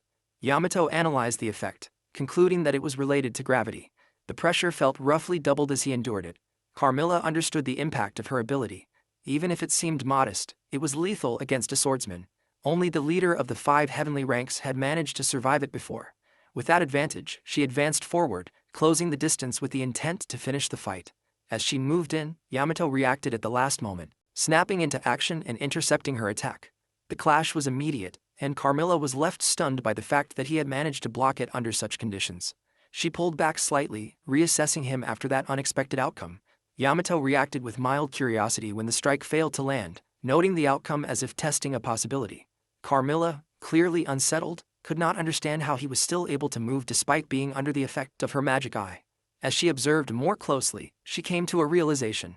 She identified his movement as something brilliant, a combination of illusion-based techniques and swordsmanship footwork that created the impression of teleportation. From her perspective, it made him seem more like a mage than anything else. Yamato clarified through his stance and response that the technique leaned more toward the movements of a swordsman. Carmilla found that difficult to accept. To her, the explanation did not resolve the main issue. What troubled her more was the fact that her magic eye, which should have slowed him down significantly, appeared to have little effect. Yamato then revealed the reason. He had removed the bracelet he was wearing. That statement left Carmilla confused. She did not immediately understand what kind of bracelet could make such a difference. Yamato explained that it was a prisoner's bracelet, a device that subjected the wearer's body to double the force of gravity.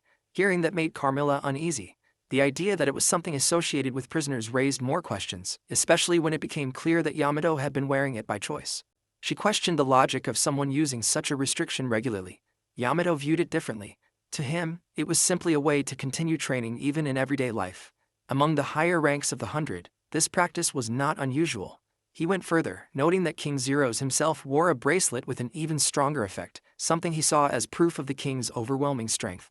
Carmilla could not help but think that such behavior bordered on madness. From her perspective, there was something fundamentally wrong with choosing to live under those conditions. Yamato did not deny that possibility, but for him, that way of living defined their pursuit. Everything revolved around power, and King Zeros stood at the very peak of it. In comparison, someone at Carmilla's level would not be able to match him. At the same time, King Zeros was not present in that moment. That realization struck Carmilla, forcing her to reassess the situation.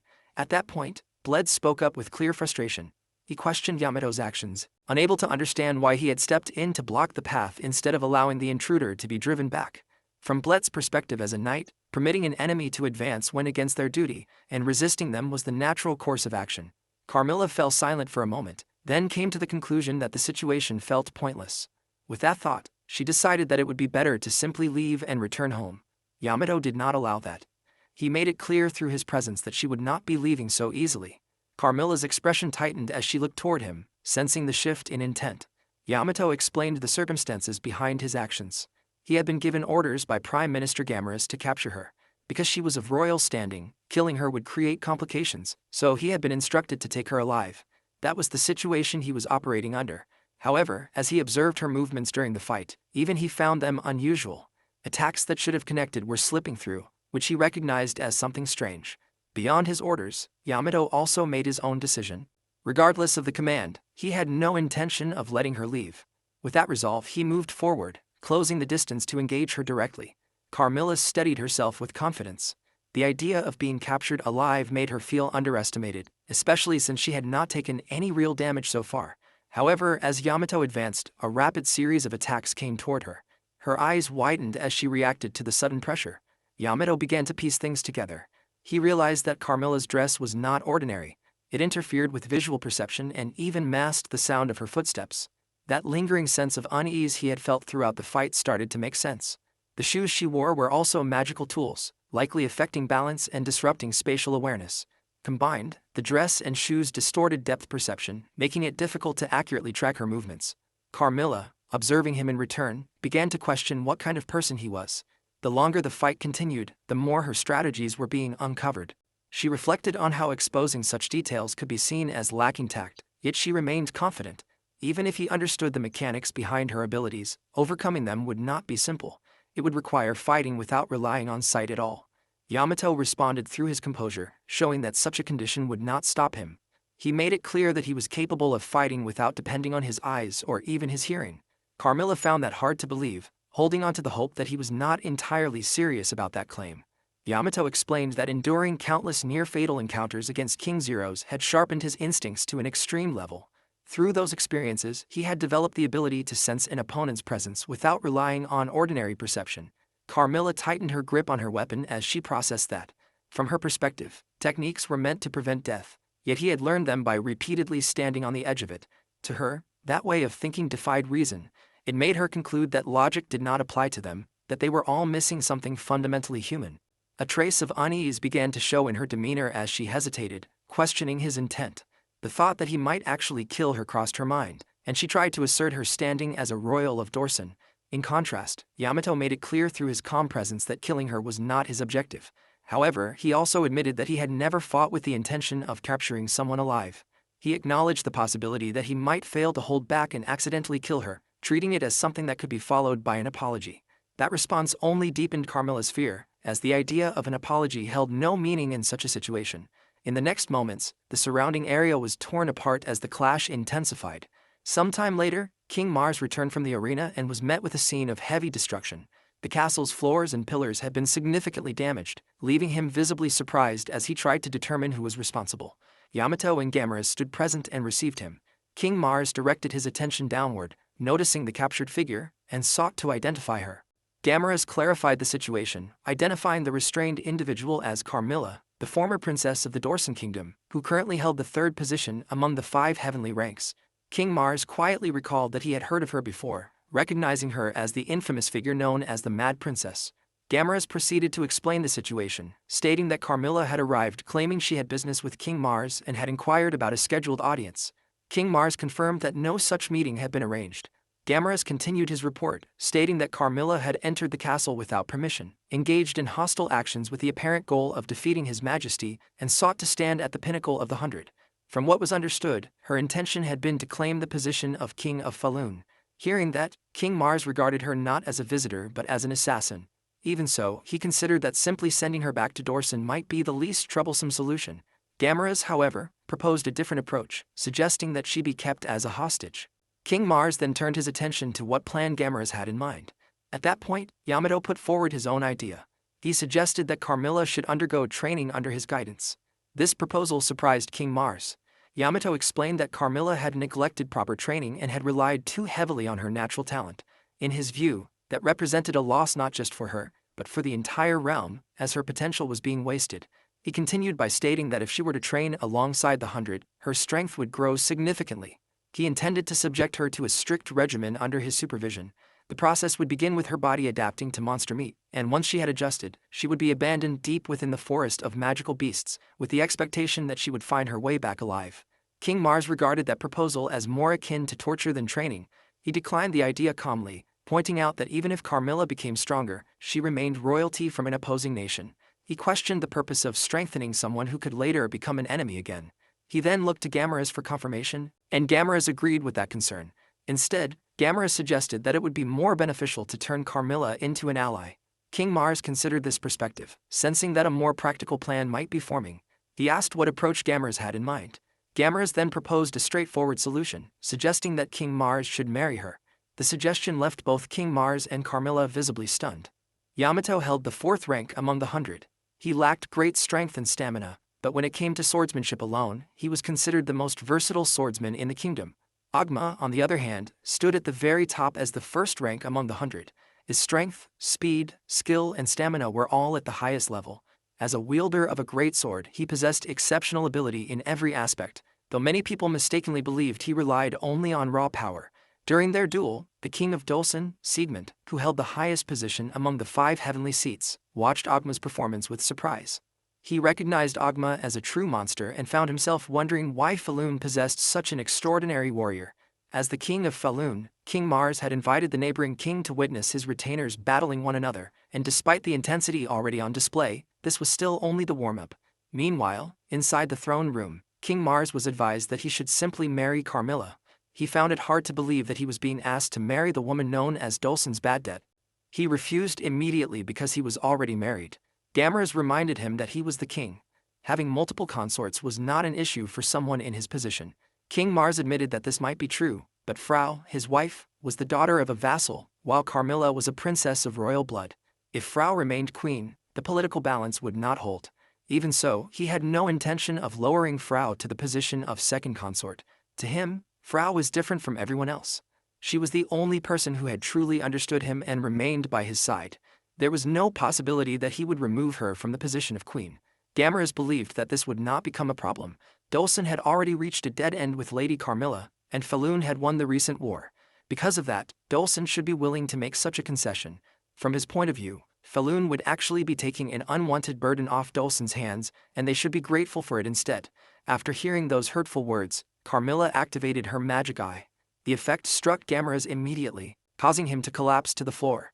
Only then did he realize that he had completely forgotten about the power of her magic eyes. King Mars wondered whether it was truly safe to accept a woman with magic eyes, who had even stormed the castle, as one of his consorts. Yamato assured him that it would be fine. He pointed out that Lady Frau was already the current queen. Compared to her, magic eyes were hardly a concern. In fact, Lady Frau was far more difficult to handle. From a practical standpoint, this marriage would undoubtedly bring significant benefits. Dolsen was willing to make peace with Falun, but its pride as a great power stood in the way. If everything was presented as a marriage alliance, negotiations would likely proceed without trouble. King Mars understood the reasoning, but that was not the real issue for him. It was not as though he wanted another war. If peaceful relations with Dolsen could be maintained, nothing would make him happier. Even so, he wanted to discuss the marriage with Frau before making any decision. At that moment, Frau suddenly appeared. She had already heard everything and saw no problem with the arrangement. King Mars wondered whether such an outcome would not make her feel lonely in some way. Even so, he decided that Carmilla's own wishes should also be confirmed. He ordered all of Carmilla's restraints to be removed. Yamato immediately freed her by slicing through the restraints with his sword. King Mars watched the display with admiration, though he also found it rather dangerous. In his mind, the restraints could have simply been untied by hand. Carmilla was informed that she had already heard the discussion and was asked for her thoughts on the matter. She accepted that if the king of Dolsen approved, she would obey as one of his subjects. However, she had one condition. She refused to serve beneath anyone weaker than herself. Because of that, she wished to challenge Lady Frau to a duel for the position of principal consort. King Mars was stunned by the proposal. He quietly wondered why a battle was about to begin over the position of principal consort. He questioned what everyone believed Falun to be, since he considered it a peaceful and respectable nation governed by law. To him, there was no way such lawlessness, where rank was decided through combat, could ever be accepted. King Mars was about to explain how things worked in his country, but before he could speak, Carmilla pointed out that everything was decided by strength. She had heard that in the nation of Falun, power was valued above all else. King Mars found it hard to believe that such an ideal was true, but Gamera's confirmed it without hesitation. He explained that Falun was a nation built upon His Majesty's martial strength. Because of that, it was only natural that the queen consort should also possess great power. King Mars immediately reminded Gamera that he had just argued that Frau should remain queen and that her position would be protected. Yet now, he had suddenly changed his reasoning to deciding everything through strength. Gamera apologized for failing to understand King Mars' true intentions earlier. He then corrected his own interpretation, concluding that His Majesty did not intend to keep Lady Frau as principal consort because of her status. Instead, the position would be decided through strength. Still uncertain, King Mars asked both Yamato and Bled for their opinions. Yamato acknowledged that Lady Frau was an exceptionally powerful mage, but she was not a warrior. He believed that a child born to King Mars and Lady Carmilla would inherit outstanding warrior blood. The thought alone filled him with eager anticipation. After hearing that, King Mars quietly wondered whether Yamato viewed children as if they were nothing more than horse pedigrees. Bled simply warned King Mars not to make a mistake and advised him to do whatever he wished. King Mars silently felt that Bled's answer was not helpful. The more sincere the man was, the more completely he seemed to have been shaped by the twisted atmosphere of this country. Lady Frau then declared that she would do her best. King Mars smiled, already expecting that response from her. He noticed that her expression remained as calm and restrained as ever, yet he could still tell that she was happy. She was happy because she would have the chance to fight. Lady Frau then informed Lady Carmilla that if she were to lose, she would call Carmilla her big sister and become her little sister. The unexpected declaration left Lady Carmilla visibly surprised. Once again, events continued moving forward without any concern for what King Mars wanted, and at last, the day of the duel had arrived. The King of Dolsen looked across the arena and noted that it was far beyond a full house. The crowd had overflowed every seat, making it the largest turnout since the arena first opened. A duel to decide the future queen had stirred the entire kingdom, and the excitement of the people echoed throughout the arena. Falun's culture truly went beyond the limits of what he considered normal, and King Mars quietly shared the same thought. During one of the battles, Wanfu struck his opponent with a powerful blow that sent the man flying before crashing heavily onto the ground. The King of Dolsen was shocked and wondered if the man had just died. The man standing behind him believed that he most likely had. King Mars, however, remained certain that the man was still alive. The man appeared half dead as he lay motionless, but seems like this were nothing unusual in the arena. Soon afterward, Wanfu was declared the winner. Before everything could end, Tsuita stepped forward and offered a prayer, asking the merciful God to grant healing light to the fallen soul. A gentle light surrounded the injured man's body, and after the glow faded, the king of Dulcin watched in surprise. The man slowly stood back up, completely saved by Tsuita's healing. The crowd erupted with cheers, calling Tsuita their beloved big sister and even praising her as a saint. The king of Dulcin wondered if the monk before him was truly a saint. King Mars simply regarded her as nothing more than a monk they had happened to bring along. The king of Dulcin believed that no ordinary monk could perform such divine miracles. Then again, he also reasoned that no true saint would be so eager to earn gold. In the end, he concluded that she was Falun's secret weapon. The focus then returned to the battle between Yamato and Ogma. Ogma landed a powerful uppercut that struck Yamato cleanly. The king of Dulcin questioned what kind of match they were actually watching, since it had been introduced as a sword fight. It was supposed to be a battle between swordsmen. In the end, Ogma was declared the winner. The king of Dulcin observed that both fighters had suffered terrible injuries, yet with that monk nearby, human life seemed surprisingly inexpensive. Wounds like those would heal sooner or later on their own. It was only a matter of time.